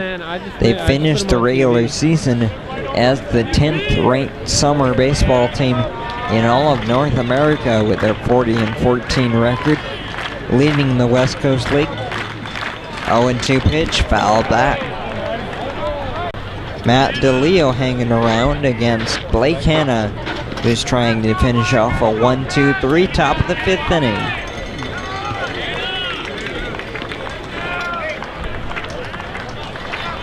Oh-2 pitch again, inside and hitting DeLeo. That's not what you want there. 0-2 hit by pitch extends the inning for Danny Casals. Not ideal for Blake Hanna catching DeLeo with that pitch. And as Casals comes back in this ball game, John, we see yet another arm beginning to take reps in the bullpen for the HarbourCats. I'll keep an eye on that. But Blake Hanna trying to get through a scoreless inning. Now he'll have to face third baseman Danny Casals, who is 1 for 2 with a run scored and an RBI tonight. First pitch is going to the backstop, and taking second on the pass ball is Matt DeLeo.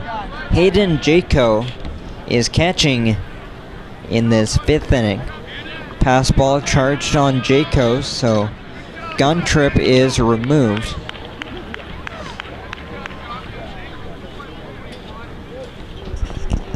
Hayden Jaco, a catcher out of Vernon College in Texas. 1-0 pitch is a called strike, 1-1. Hayden Jaco, product of Coquitlam, BC. One of a handful of Canadians on the roster this summer for the HarbourCats.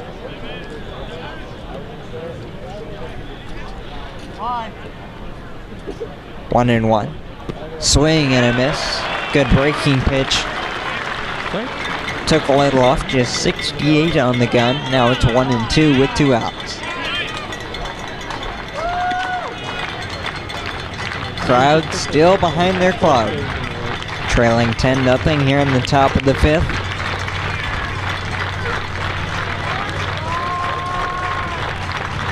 The 1-2 pitch is off the end of the bat, squirted foul in front of the first base dugout. Running in second base is Matt DeLeo, who was hit by a pitch and took second on a pass ball.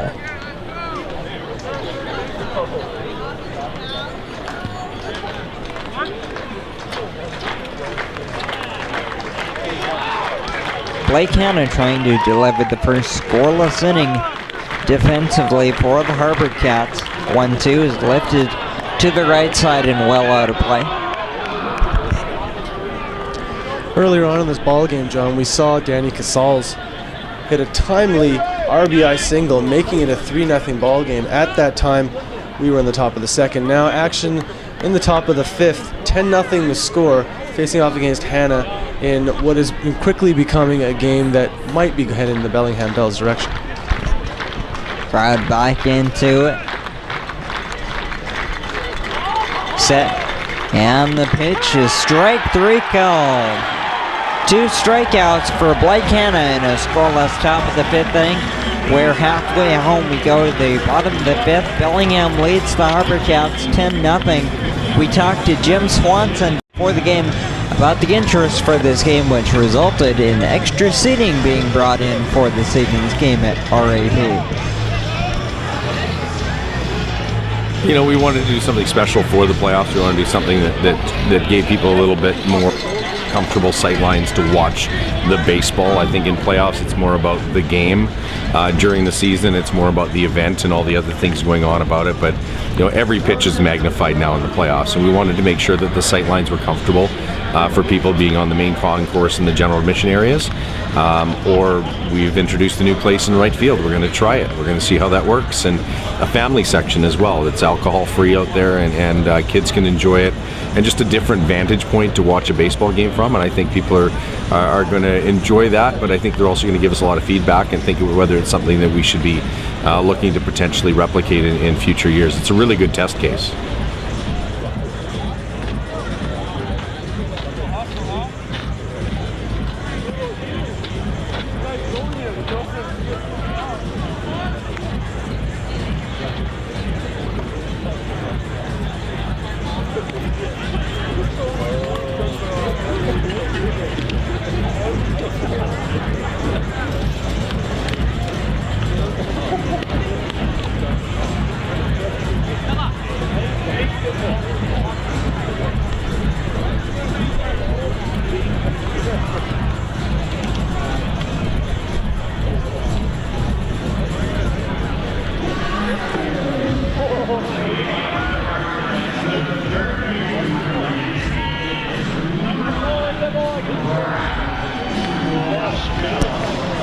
Bottom of the 5th inning here on Shaw TV and Go Live Broadcast. Jonathan Hodson, Michael Barr in the booth, Chris Jaycox in the truck, and our crew here at the Royal Athletic Park.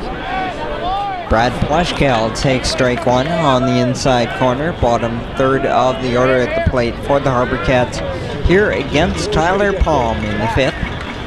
The HarbourCats have had no answer for the big right-hander in the first 4 innings. Scoreless on just 1 base hit. Palm has struck out 3, hit a batter and walked 2. Brad Plushkill is 0 for 1. 1-1 pitch is lined to left for a base hit. Plushkill leads off the 5th inning with a single to left field, the second hit of the day for the HarbourCats to bring in PJ Floyd. PJ Floyd next up to bat for the HarbourCats, and Plushkill getting a single to start off the second half of this ball game. You're watching Victoria HarbourCats baseball live on Go Live TV and Shaw Broadcasting. Leadoff single will bring in PJ Floyd. Floyd struck out to end the second. First pitch is outside. Floyd, is second-year HarbourCat, was more of an impact run producer in the 2015 season. 5 home runs, 26 RBIs last year. He's going to be a junior at Sacramento State University this fall as he takes ball 2. This summer for the HarbourCats, Floyd hit .318 with 2 home runs, 15 RBIs.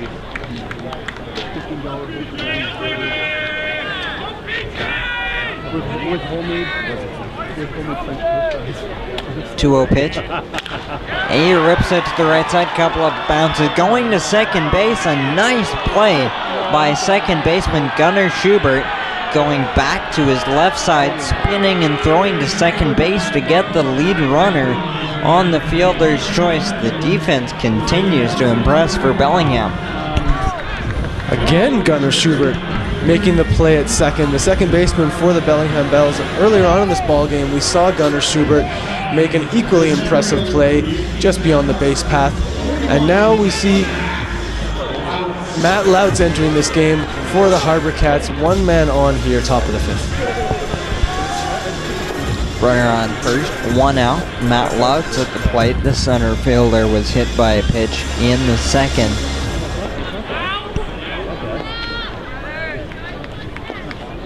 First pitch is ball 1 outside. The hits are 8-2. Neither team has made an error tonight. And there's now 4 stars in my scorebook for the Bellingham defense tonight.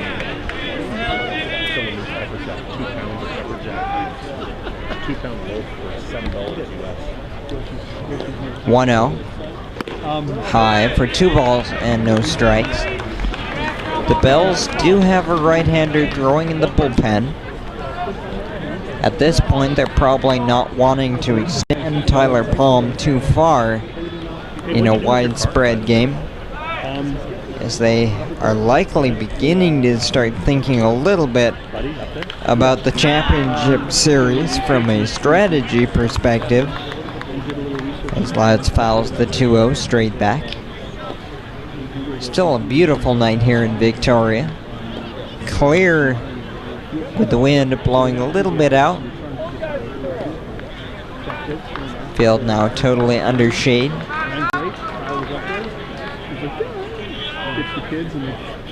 2-1 to Louts. Palm sets and delivers. Called strike 2.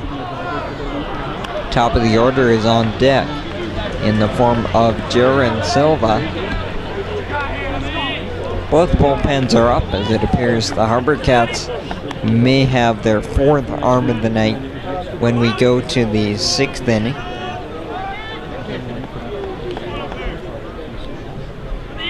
Palm sets for the 2-2. Reaching out, flares it down the right field line. Could be trouble, gets down, and foul ball. inches foul for Matt Louts as he made a bid for extra bases and maybe an RBI, but it touches down just on the wrong side of the line.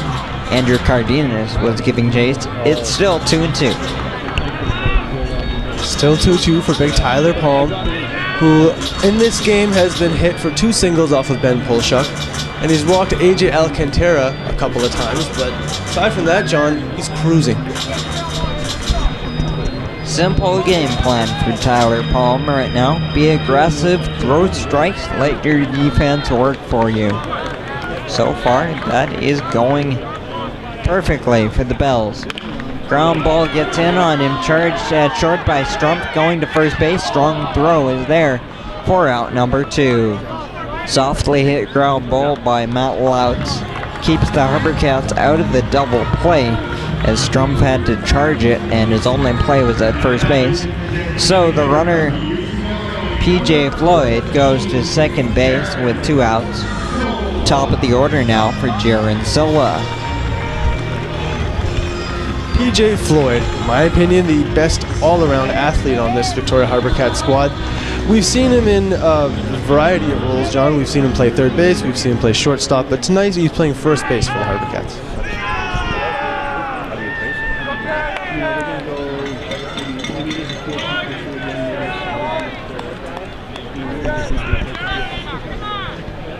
PJ is up at second for Jaron Silva. PJ has played a variety of spots for the HarbourCats this year. One of the valuable assets that Greg Merritt has been able to employ in different spots to help this team out, missing outside 2-0 on Silva. Jaron's had a tough night offensively. He struck out in the first and grounded into a 6-3 double play to chase Strumpf in the third. Here comes Jim Clem, the pitching coach for the Bells. First time tonight he's had to talk with his right-hander.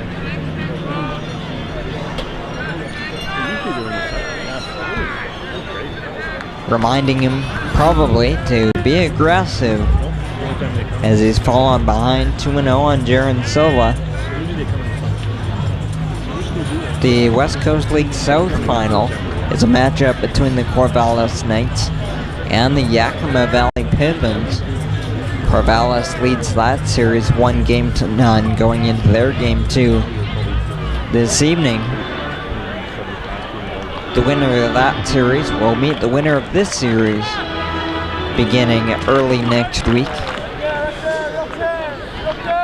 2-0 pitch to Silva is off the end of the bat, foul, 2-1.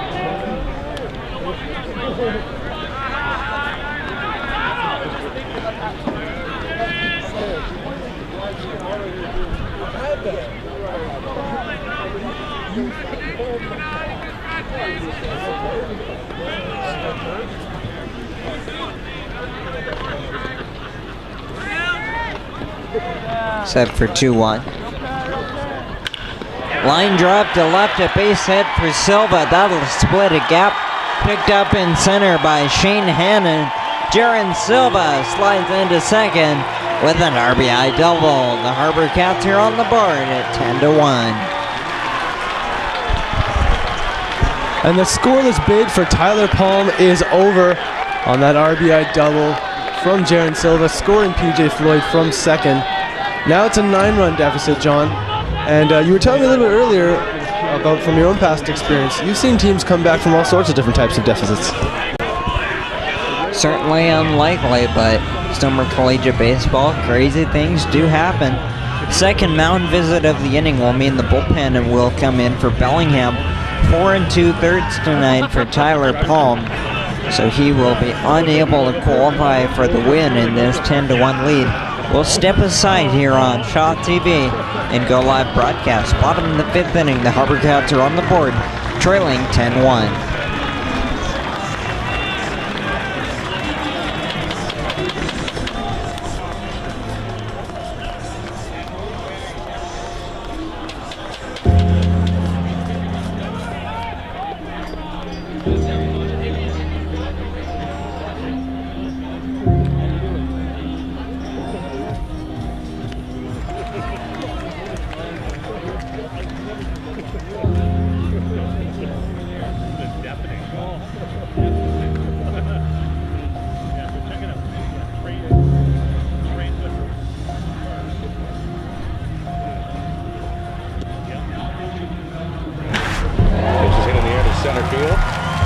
Dayton Provo going back. This is over his head, and it's over the wall.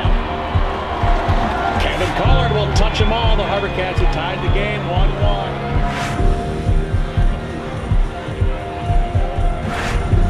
Bonneau with a fly ball to right field, and this is going to go back and out of here.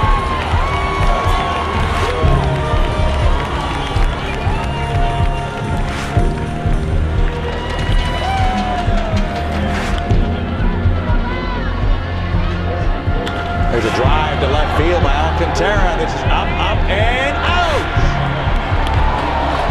Grand slam for A.J. Alcantara. 6-0 for the HarbourCats.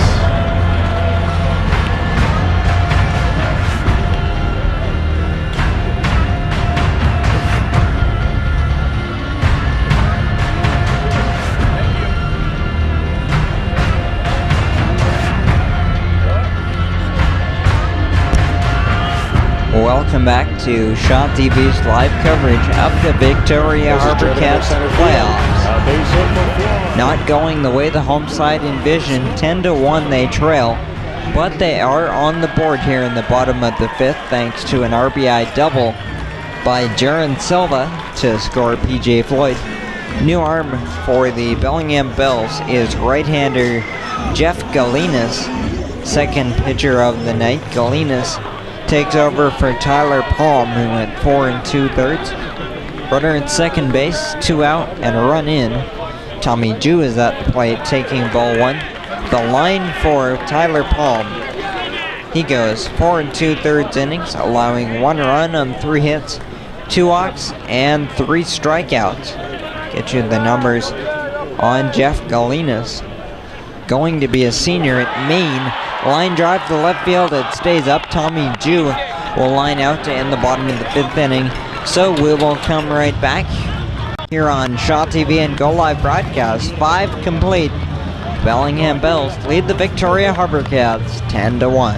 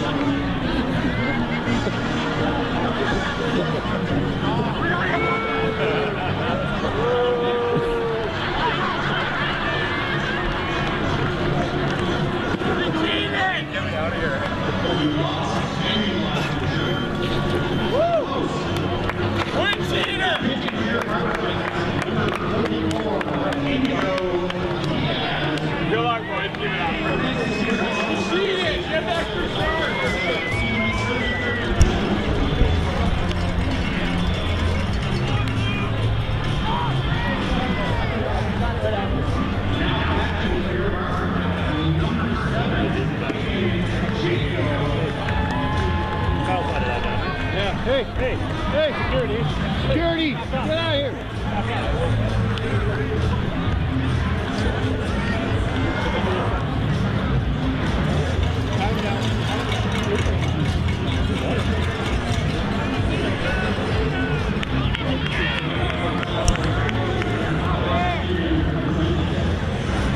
Welcome back to Shaw TV's live coverage of the Victoria HarbourCats playoffs. 10-1.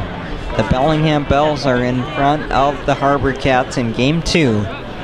A best-of-3 series. The Bells are already thinking about the West Coast League Championship Series after they won Game 1 last night, 3-2 in Bellingham.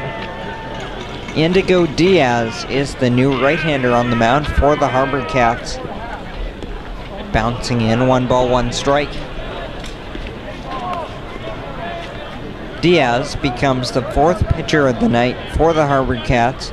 Blake Hanna goes 1 perfect inning. 1 scoreless inning with the hit batter and 2 strikeouts. Popped up left side, Tommy Jew into left field. Will call everybody off and make the play. 1 quick out for Diaz. Indigo is going to be a freshman at Iowa Western Community College this fall. He's from North Vancouver. He stands 6'4", 245 pounds. 4 games this year, 1 start. He is 0-1 with a 4.09 ERA. 11 innings, 7 hits, 7 walks, 8 strikeouts. That was Andrew Cardenas popping up to Tommy Jew, playing in the top of the 6th inning. 10-1 Bellingham leads. Here is Shane Hannon. Hannon 1 for 3 with a couple of strikeouts. Fires the 1-0 pitch over the right side, 1-1. Like you mentioned, John, it was Tommy Jew who made that catch for the out off of Andrew Cardenas. He's headed back to school, headed to school for the first time at the University of California, Santa Barbara this fall. And in my opinion, one of the standout stories for the second half of the season for this HarbourCats club. Much of the first half of the season saw Cameron Cannon, a commit of the University of Arizona, battling it out for playing time with Tommy Jew. Flare to the right side, dying quickly. The right fielder, Polsha, cannot get to it. A flare single to right for Shane Hannon, hit number 9 for the Bells. Hannon now 2 for 4. 1 on, 1 out for Chase Strumpf. Strumpf was retired last time, but is 2 for 3 with a couple of home runs and 5 RBIs tonight. Bells lead in hits 8-3. First pitch from Diaz to Strumpf is ball 1 high.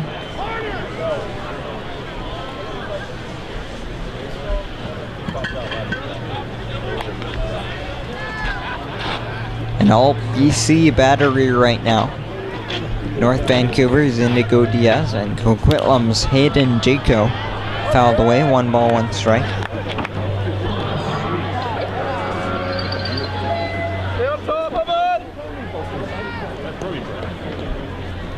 One of the quirks about home field advantage in the West Coast League playoffs, 2 best-of-3 series, and the home field advantage team, as there's ball 2, gets to choose which 2 home games, which 2 games that they host.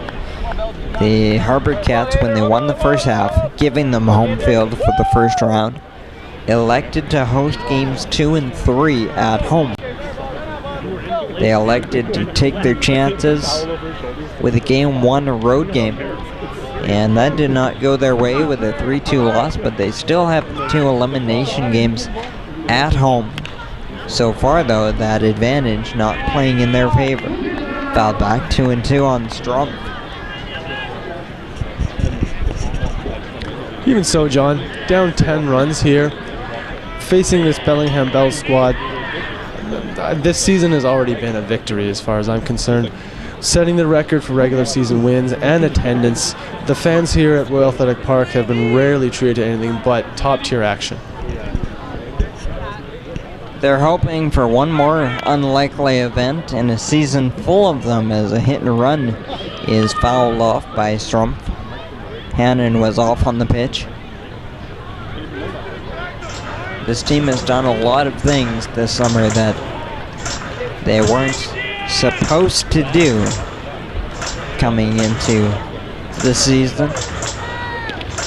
23 wins at home, 40 overall, 19 straight. Tying to win the second half with a dwindling roster, missing inside 3-2. It's been a banner year here in Victoria. Meanwhile, the Bellingham Bells, looking for their second West Coast League title in 3 years, popped up by Strumpf on the left side of the plate. Jaco tosses the mask aside, and then Pleshkel takes over, coming in from third base for out number 2. There we saw Brad Pleshkel and Hayden Jaco both making for that ball, and at just the last moment, heard Pleshkel say mine. Jaco peeled off, made the catch for the out. 2 outs for David Banuelos. Banuelos 1 for 3 with an RBI double in the 4th inning.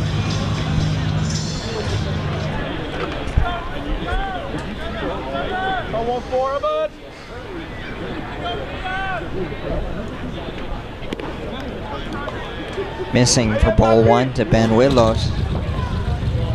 Last night, the Bellingham Bells had 3 runs on 8 hits. HarbourCats 2 on 7. Tonight, though, the Bells have made the HarbourCats pay for every opportunity. 1-0 pitch, inside. 10 runs on just 9 hits tonight for Bellingham. Josh Mitchell only went 1 inning tonight, 2 runs on 2 hits. Will McCaffer ate some innings, gave up 8 runs in 3 innings, fouled back. And then Blake Hanna got a scoreless 5th inning, and now Indigo Diaz in the 6th has 2 out and a runner at first. Counts 2-1 on Banuelos. Banuelos DHing tonight, caught in last night's game, going 1 for 3 with a run driven in. Delayed steal, nobody covering, the throw is there anyway, and just coming in to knock it down is Anderson. Stealing second uncontested is Shane Hannon, as they were not holding him on. So now the runner goes up to second base with 2 down. The count is 3-1 on Banuelos. Diaz 3-1 pitches to the backstop, so taking third base on the wild pitch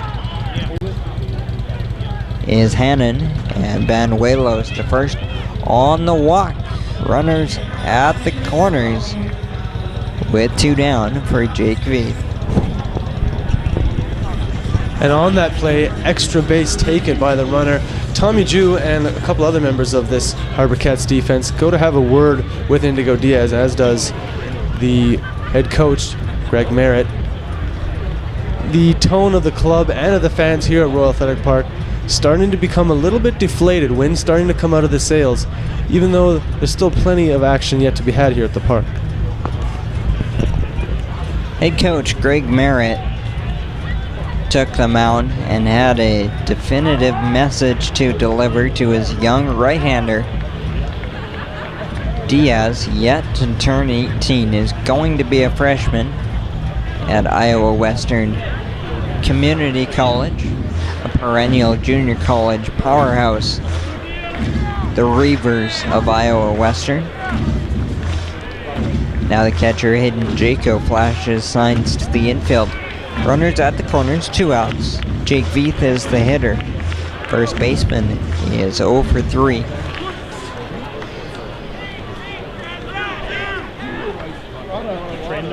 First pitch is ball 1 on a close miss. Stadium lighting just starting to grab control of the playing field on a beautiful night here in Victoria. Just past 8:30. 1-0 pitch is lined to right, a base hit. Trotting in from third is Hannon. Going first to third is Banuelos. Throws to the cutoff man. RBI single for Jake Veith. And the lead is back to 10. The Bells lead 11-1. Jake Veith, the first baseman for the Bellingham Bells, the Gonzaga University product, a pride of Tacoma, Washington, with that triple, extending the lead once again, John. It's a 10-run deficit for the HarbourCats. Victoria finally gets on the scoreboard in the bottom of the 5th, and the Bells answer right back in the top of the 6th. called strike one on second baseman Gunnar Schubert, who has made a couple of fine defensive plays tonight. He's walked twice and scored 2 runs this evening. 0-1. Upstairs, 1 ball and 1 strike. Interesting of note, the previous record holder in the West Coast League for wins in a season, 2011 Wenatchee Apple Sox. And that one is lined up the middle into center for a base hit for Schubert. Coming in to score from third base is Banuelos. The lead's extended to 12-1. The previous wins record holder in the West Coast League, the 2011 Wenatchee Apple Sox, went 39-15. They too were swept out of the first round of the playoffs, 2-0. That's what the HarbourCats are staring in the eye right now. First pitch ripped on and lined to center field. Matt Lautz makes the play to retire Austin Shenton. 2 more for Bellingham in the top of the 6th. We go to the bottom of the 6th here live on Shaw TV and on Go Live Broadcast. 12-1 Bellingham in front in Game 2.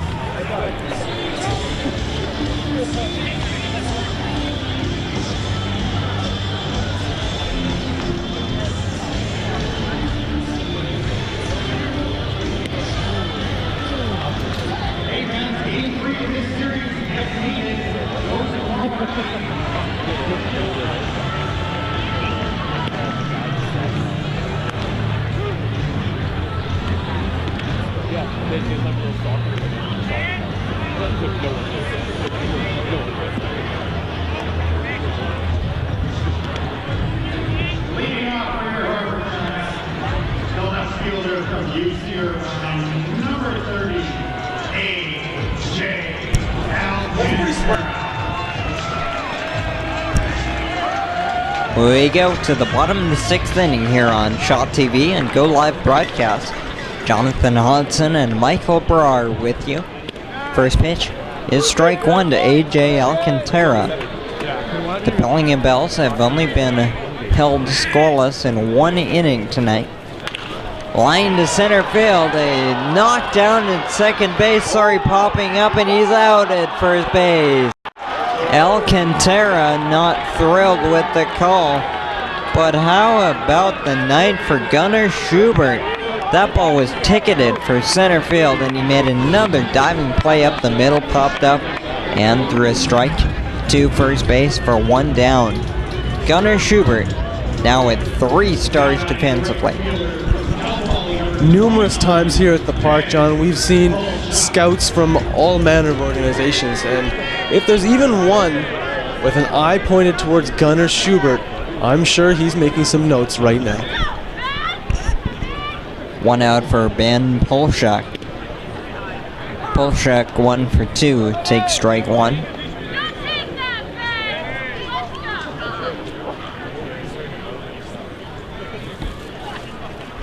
Oh, 1, strike 2. Still Jeff Galinas taking his first full inning of work. Tyler Palm went 4 2/3. Galinas got the final out of the 5th inning.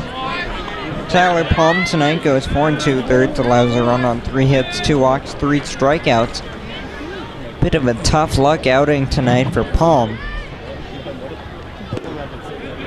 Missing for 2-2 in a 12-1 game. Palm will not be eligible to pick up the win, as the starter needs to go 5 innings and he could not. but the Bells likely with bigger things in mind. Fouled back by Polshak. Both bullpens are active. It's now a bullpen game. Neither side likely to throw their best arms the remainder of this game.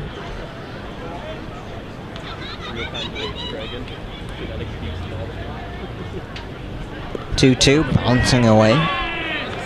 3 balls and 2 strikes.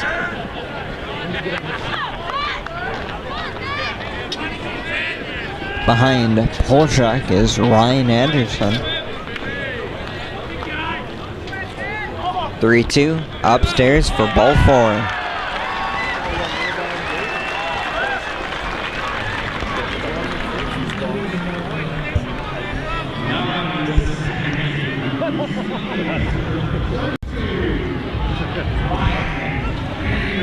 One on, one out for Ryan Anderson here in the bottom of the 6th inning. Bellingham leads 12-1. Looking to sweep the HarbourCats in this first round and go through to the West Coast League Championship Series. Ball 1 to Anderson. Ryan Anderson 0 for 2 in the game.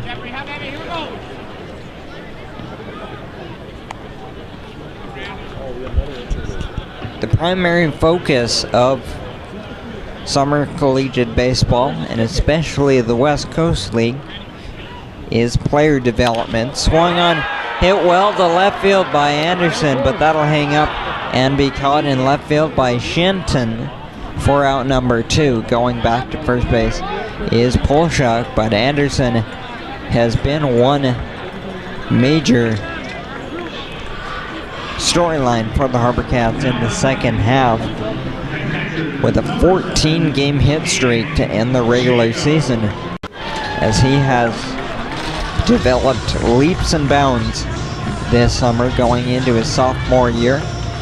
Programs send their players to summer collegiate programs with the goal of having them return better baseball players and better people after their summer experiences, and that's something the HarbourCats have done extremely well with young players like Ryan Anderson, like Jaron Silva, Tommy Jew. Been a lot of those stories this summer. Hayden Jaco has a 1-0 count here. Set for the 1-0. 1-1. The fans here at RAP showing their displeasure to the home plate umpire there. But Hayden Jaco taking his first at-bat for this game. Riley Guntrip exiting the game a little bit earlier. You mentioned, John, how he took that errant warm-up pitch last night from Austin Dondonville. I imagine he's probably going to take it easy for the rest of the game. The HarbourCats did turn to Jaco after 3 innings behind the plate tonight. There is strike 2 fired in by Galinas. Jeff Galinas, one good pitch away from a scoreless 6th inning. 1-2 with 2 outs to Jaco.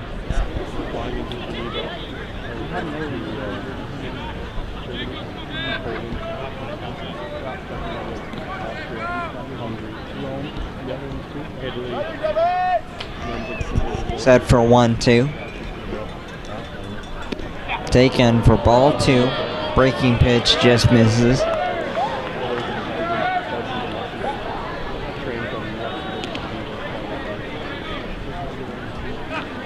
Two are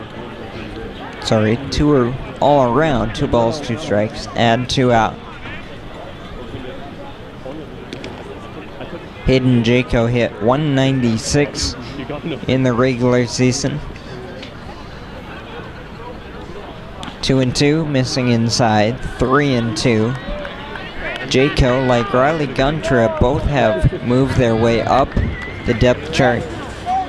Riley Guntrip and Hayden Jaco both entered the season as depth behind the plate for the HarbourCats, but they had players like, especially Joe Pryor, leave the team, and couple of players, including returner Nick Meyer, dropped out just before the season started, so Guntrip and Jaco figured to be depth behind the plate, and both have turned into primary contributors this summer.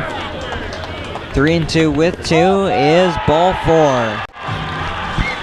The walk to Hayden Jaco moves runners to first and second with 2 out for Brad Pleshkill. As Jaco takes his base, John, you mentioned earlier about how Joe Pryor and a number of other players exited the roster throughout the course of the season. Joe Pryor, most noteworthy among a list of 10 players to leave the roster just about the last week of the season. Among them as well was Cameron Cannon, the everyday starting shortstop for the HarbourCats, and his spot has been taken over by Tommy Jew. Jew and Cannon had a battle for playing time in the first half. Tommy Jew was starting to win that battle through the middle part of the year before Cameron Cannon departed. Tough to maintain a deep roster in summer collegiate baseball. It's a fairly normal thing to see depth dwindle throughout a summer. It's a tough life, and it's a very demanding job to tell a college athlete, a college student, to play 110 baseball games over the course of a year and not spend more than a couple of weeks at home throughout a calendar year, which is what many of these players do. They play upwards of 55 to 60 games in the spring season, and then they come here, play 55 to 60 more. 0-1 to Brad Pleshkill off the end of the bat, fouled 0-2.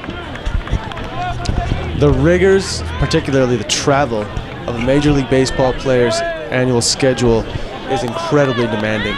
These players that we're seeing in front of us tonight have to spend years preparing to just withstand the strain of having to play almost every night, getting on a bus, getting on a plane, and like you said, spending very little time with their family throughout the year.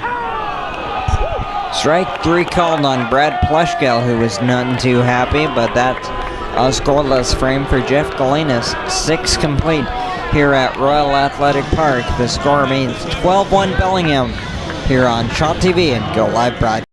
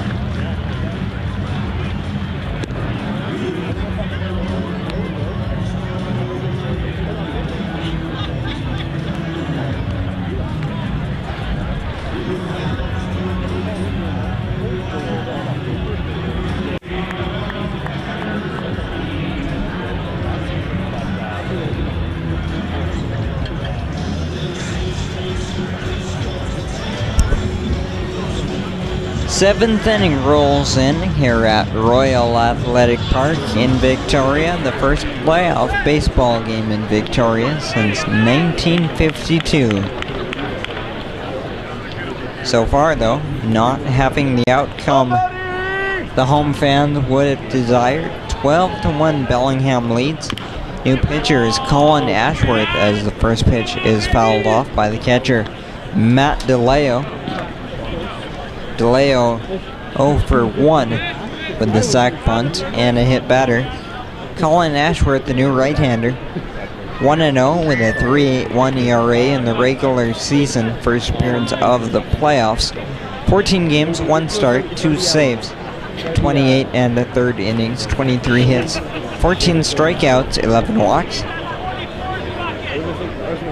He's heading into his junior year at the University of Hawaii after playing 2 years at Orange Coast College in California. 0-1. Grounded to third base, stays fair. Pleshgel sets his feet, throws a strike. 4 out, number 1. Routine out for Pleshgel. And a play we've seen him make numerous times to start this inning. Matt DeLea out at first. Good defense on both sides tonight. No errors committed. Bellingham with a handful of star plays. Danny Casals, now third baseman, has a run scored and a run driven in tonight. He swings at the first pitch, lifts it to center field. It'll hang up in center for Louts. 4 out, number 2.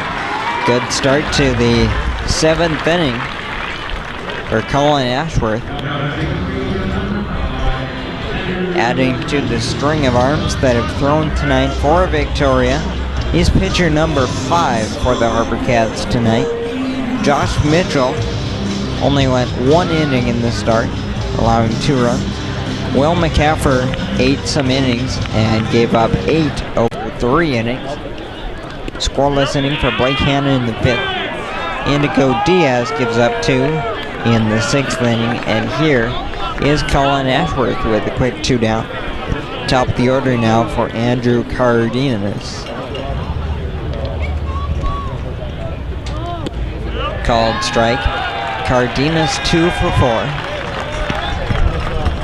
2 up, 2 down for Ashworth. Here, action in the 7th inning, but even still, John, another arm warming up in the bullpen. Seems to me like Joe Fobb is going to get as many arms as he can into this game. The 1-1 pitch is a strike. Now it's 1-2. Ashworth threw some innings in the first half, but certainly was not put in big situations. But throughout the second half, he emerged as one of the A bullpen arms for Greg Merritt. 1-2 pitch from Ashworth is flown to right field, hangs up. Should be an easy play in right field for Polshak, and it is. That'll do it for the Bells in the top of the 7th. Stretch time here at Royal Athletic Park. The Bells inching closer to the West Coast League Championship Series. They lead 12-1 here on Go Live Broadcasting, live on Shaw TV.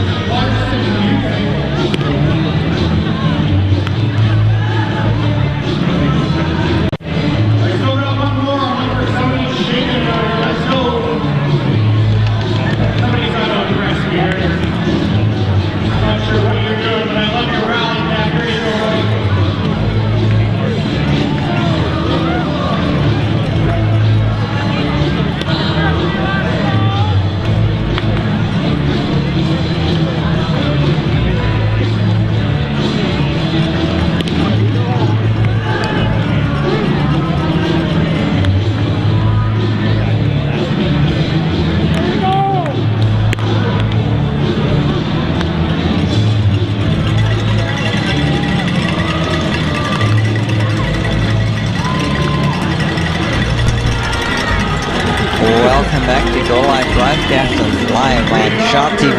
The Bellingham Bells lead the Victoria HarbourCats 12-1. As we go to the bottom of the 7th, new pitcher for Bellingham is Zach Johnson. Johnson, a right-hander, going to be a senior at Oklahoma Wesleyan University. He's out of Kirkland, Washington. Johnson, the third pitcher of the night for Bellingham. 4 2/3 from Tyler Palm, 1 1/3 from Jeff Galinas. And now Johnson takes the mound. First hitter on the bottom of the 7th is P.J. Floyd, who has a 0-2 count. Swing and a miss on a pitch high and away. Quick strikeout of P.J. Floyd starts the outing for Johnson. We'll bring in Matt Louds. Zach Johnson on the year. 5 games, 2 starts. He's 1-0 with a 1.71 ERA, 21 innings, 16 hits to 8 walks with 18 strikeouts. A second-year Bellingham Bell was 2-3 last year in 5 starts with a 2.54 ERA. Weak swing and a miss at a pitch high. For strike number 1.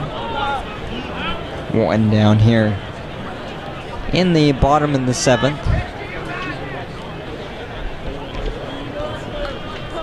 On 1 pitch, shot foul on the right side.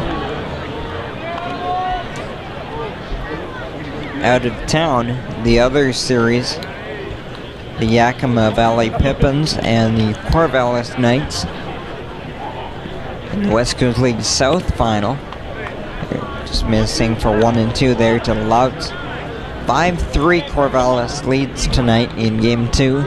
They're up 1-0 in that series, so it looks as that's a line to right for a base hit over the glove of Schubert at second base. A base hit for Louts, his first of the day. 1 on, 1 out. Bellingham looking to go through to the championship series against, it looks like it might be Corvallis, in what would be a battle of 2 perennial West Coast League powers. 1 on, 1 out here in the bottom of the 7th for the top of the order in Jaron Silva. Jaron Silva facing off against Zach Johnson, new arm for the Bells. Jaron, the home run leader for the HarbourCats during the regular season. One of 6 All-Stars on this roster. First pitch is missing inside.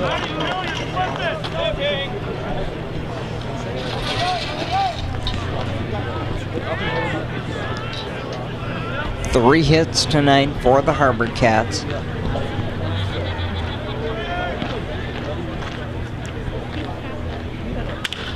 Broken bat, it sounded like. Weakly to short. Strumpf with this momentum going the wrong way. He's out at second base on a very close play.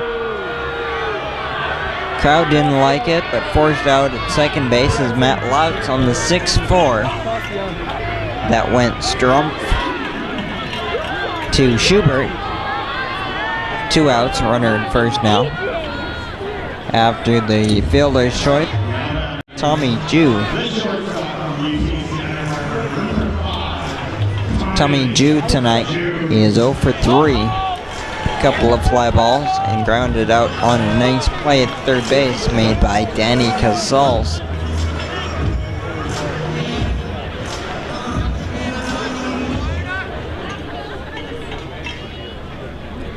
Zach Johnson delivers a called strike, 0-1.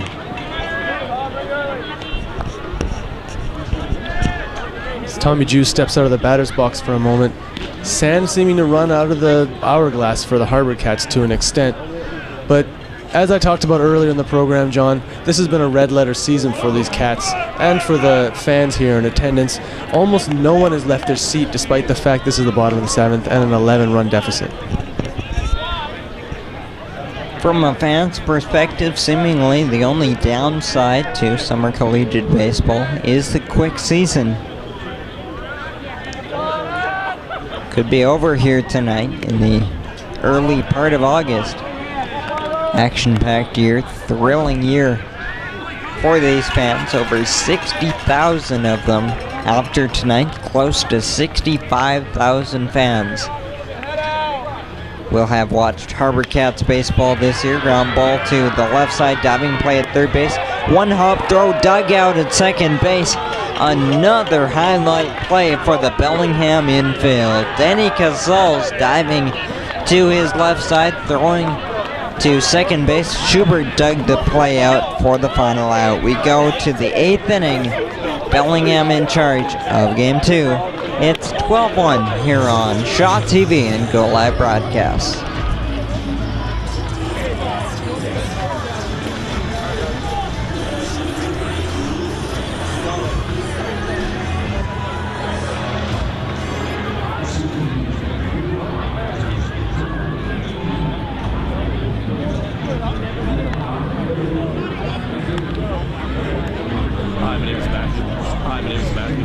I play for the Victoria HarbourCats and I attend Sacramento State.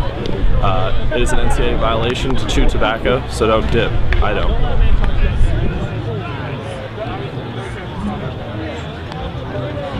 My name is Gunter. I go to the University of British Columbia. I don't chew, nor should you.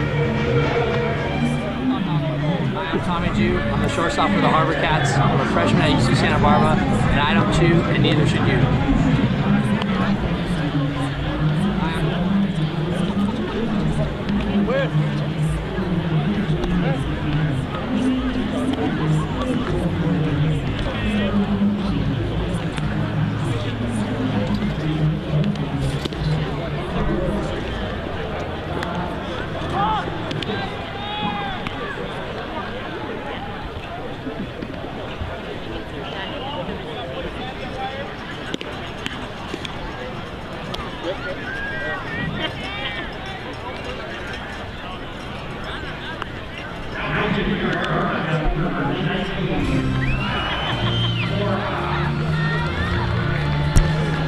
Welcome back to Shaw TV's live coverage of the Victoria HarbourCats playoffs.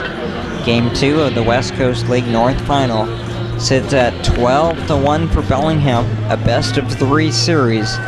They came into tonight with a 1-0 lead in the series and are looking to sweep tonight. New pitcher, 6th of the game, is Kyle Mora. Swung on, hit to center field, hangs up, and Matt Lautz will retire. Shane Hannon on the line out to the center field. Kyle Mora, right-hander. He's an incoming freshman to UCLA. 8 games this summer, 3 starts. He was 1-0 with an 8.85 ERA, 21 in the 3rd innings, 31 hits, 10 walks, and 10 strikeouts. Popped up out of play over the right side. 12 runs on 11 hits for Bellingham, 1 on 4 for the HarbourCats.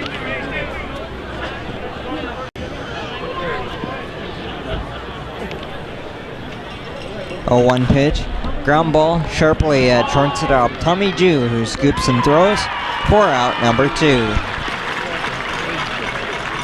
A nice start to the 8th inning for Kyle Mora. Mora getting what he wanted there, the out at first for Strumpf. But like we were talking about during the break, John, Chase Strumpf could very possibly be the most valuable player for the Bells tonight. But altogether, up and down the order, the Bells have been extremely impressive. In the infield, dazzling, their bats blazing. The Bells have likely heard a lot about this home field advantage for the HarbourCats, who went 23-4 at home. First playoff game here in 64 years in this city.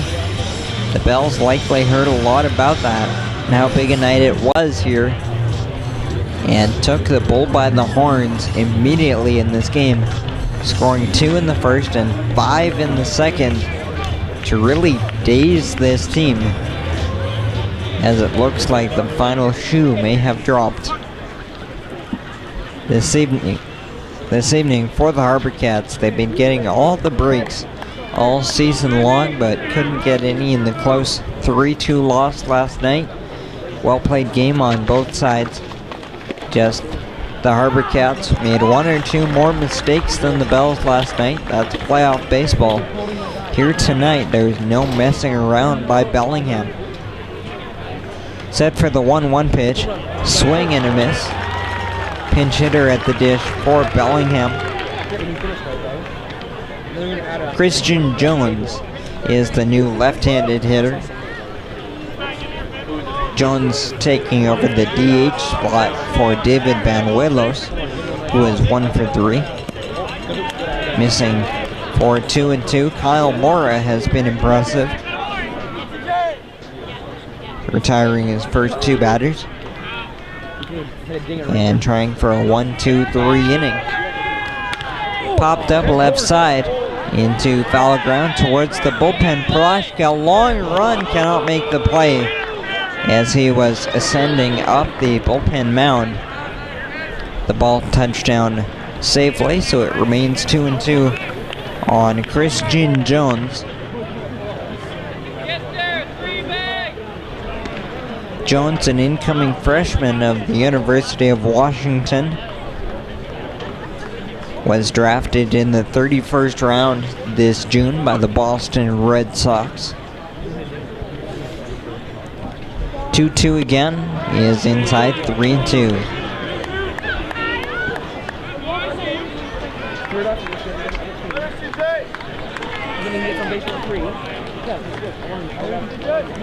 The 3-2 pitch with 2 outs is strike 3 call. Kyle Mora has a nice inning, a 1-2-3 fly ball, ground ball, strikeout. We go to the bottom of the 8th inning here on Shaw TV and Go Live Broadcast. The Bellingham Bells in front, 12-1.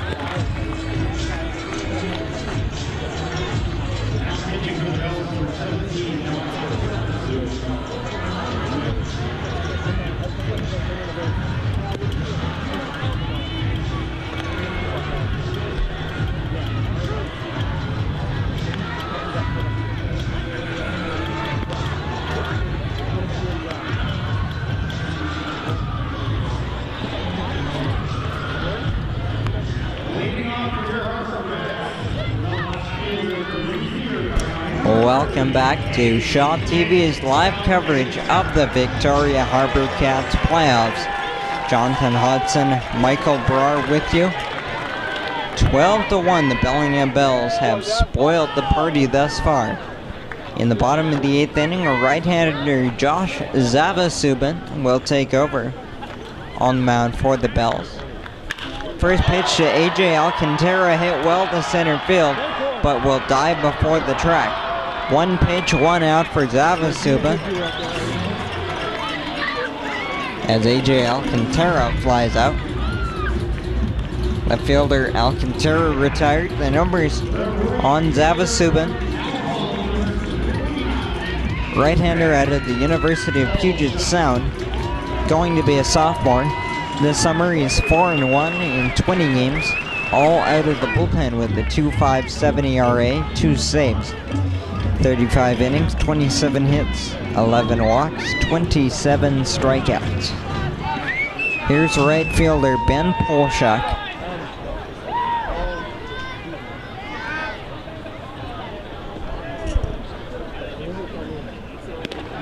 Called strike one.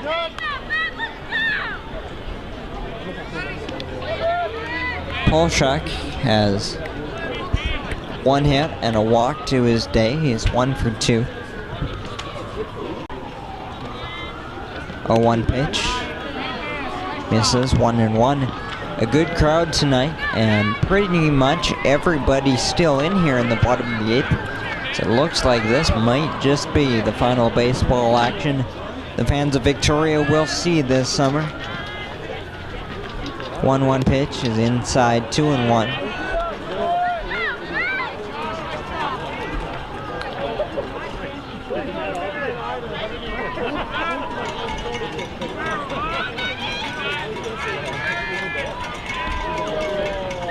Two-one pitch, runs inside and hits Polshak.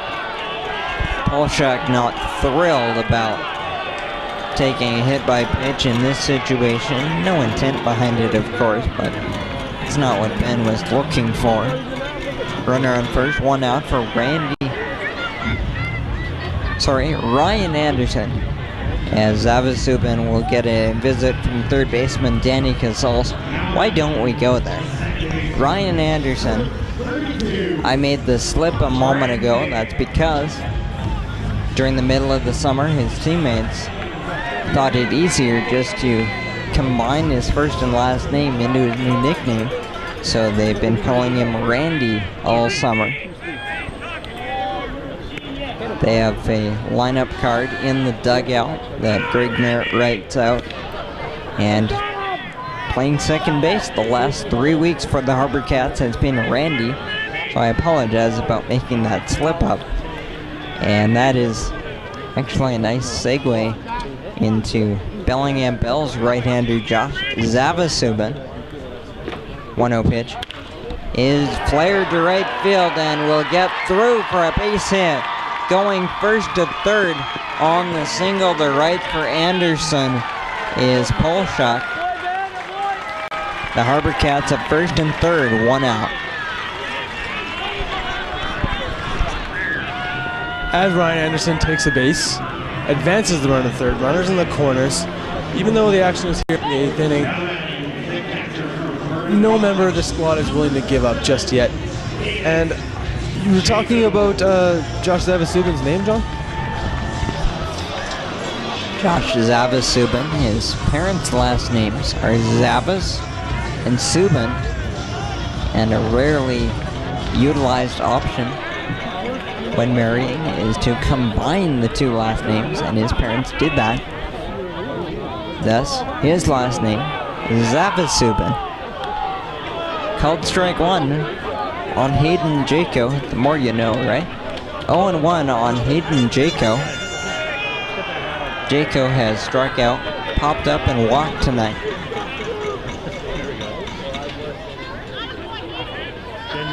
Oh, 1 ground ball third base. Casals the second. Turned over to first, around the horn. 5-4-3, call it 2. The Bells turn their second double play of the night. We'll go to the 9th here on Shaw TV and Go Live broadcast. Bellingham leads the HarbourCats 12-1.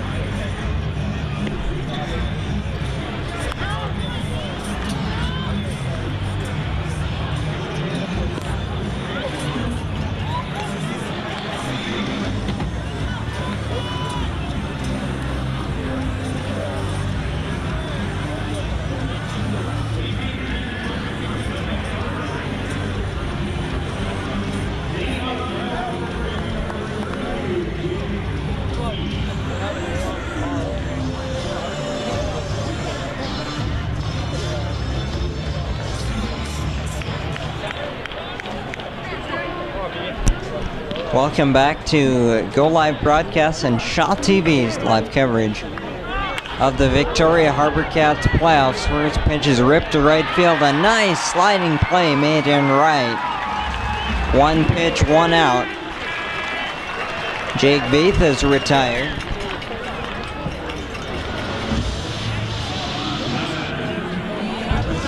AJ Alcantara has moved over to right field and made that play.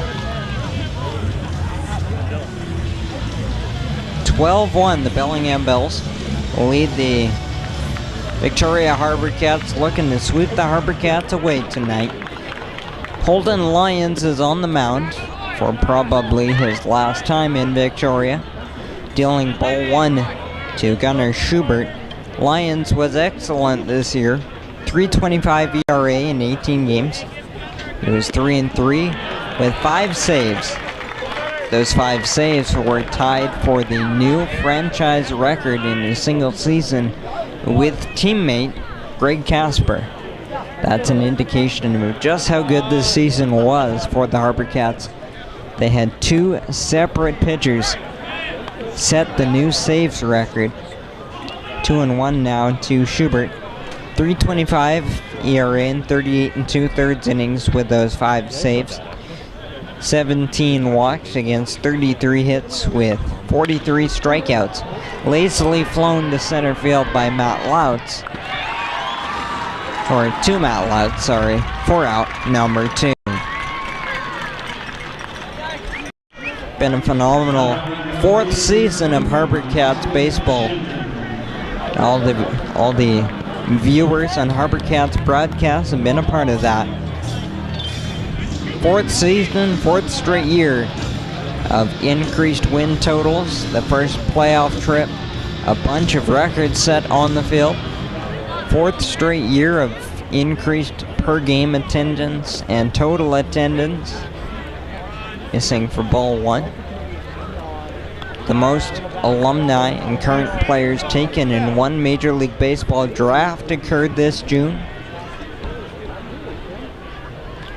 There's a lot of positive things going on in Victoria right now. The 1-0 pitch is fought off to the left side. Top of the 9th inning, 12-1 Bellingham Bells lead the HarbourCats in Game 2 of the best of 3 West Coast League North Final. The Bells lead 1-0, looking to finish it up tonight. 1-1 pitch is fouled over the left side. Michael, really on all sides, it's been a season that'll be remembered for a long time here in Victoria. That's true. It is historic. First time in over half a century playing in the playoffs here in front of the fans at Royal Athletic Park. And it will be remembered for a long time, but I have a sneaking suspicion that this is the first year of many to come where the HarbourCats enjoy this kind of success. Swing and a miss, strike 3. Holden Lyons in his likely final inning of the summer. 1-2-3 and ends the summer on a strikeout. We go to the bottom of the 9th one more time here at Royal Athletic Park. Here on Shaw TV and Go Live Broadcast, the Bells lead 12-1.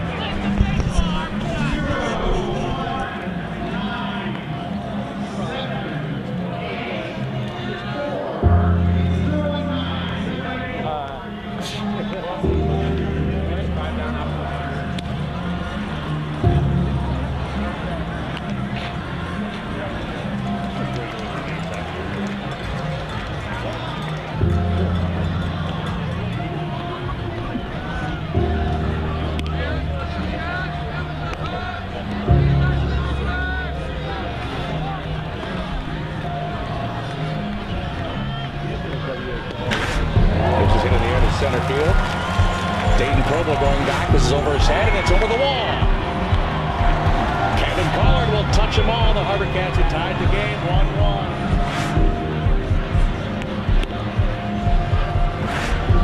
Beno with a fly ball to right field.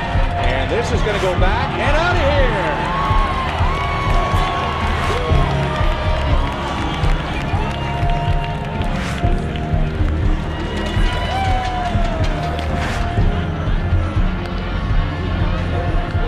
There's a drive to left field by Alcantara. This is up, and out. Grand slam for A.J. Alcantara.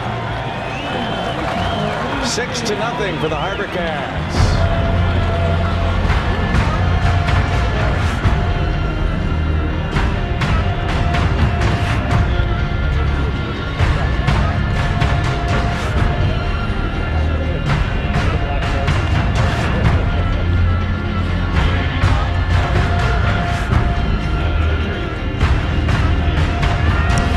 Welcome back to Shaw TV's live coverage of the Victoria HarbourCats playoffs.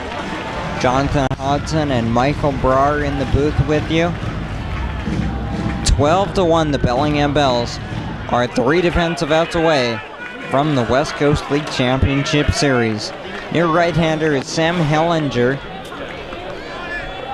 Hellinger's the closer for the Bells. 13 saves this summer and a 0.32 ERA at a 39th round draft pick in 2013 for the Seattle Mariners. He's now going to be a senior at Gonzaga University. This is Brad Plushkell leading off the bottom of the 9th. Plushkell and then Floyd and Louts pending changes. Line to left center field, getting on his horse, but it'll drop in front of the center fielder, Hannon. Leadoff single for Brad Plushkell. We'll take the opportunity now to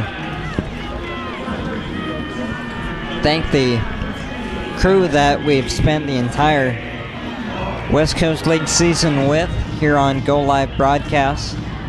A tremendous crew that does all the work behind the scenes to make this thing go off so well all summer long as PJ Floyd stands in. The Go Live broadcast crew led by Chris Jaycox in the truck. Hardest working man on the crew. Ground ball to second base, turned over to short, on to first. Double play, 2 down. Third double play of the night, and the season hangs on the at-bat of Matt Louts. Our graphics man, Steve Matterson.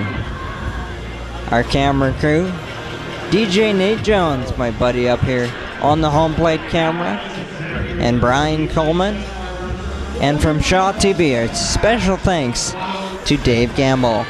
Thanks to all for making the 2016 West Coast League season such a success and such an enjoyable experience. 2 down here in the bottom of the 9th, and Matt Louts will be the hitter. Called strike. Thanks also to my color man in the booth tonight, Michael Brar, for joining us on regular occasions, and for Zach Swanson, who made 2 appearances this summer. Popped up, and this will get out over the home plate roof. It's 0-2. Well, thank you, John, but we couldn't do this without you, the fans. Thank you so much to everybody who watches live on Go Live, every broadcast and broadcasts like this and others on Shaw Live TV. Thank you once again. 0-2 with 2 outs. The season hangs on this pitch. Hellinger delivers inside to Louts.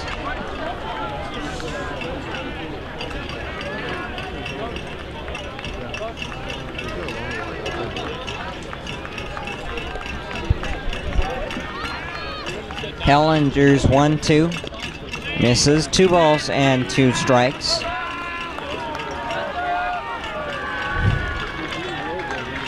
The win will go to Jeff Galinas. The loss to Josh Mitchell. Bellingham will face the winner of Corvallis and Yakima in the West Coast League Championship Series. 2-2 to Louts is popped up on the right side. This should do it. Jake Veith underneath it. And the Bellingham Bells have swept the Victoria HarbourCats 2-0 in the West Coast League North Final. Final score in Game 2, 12-1.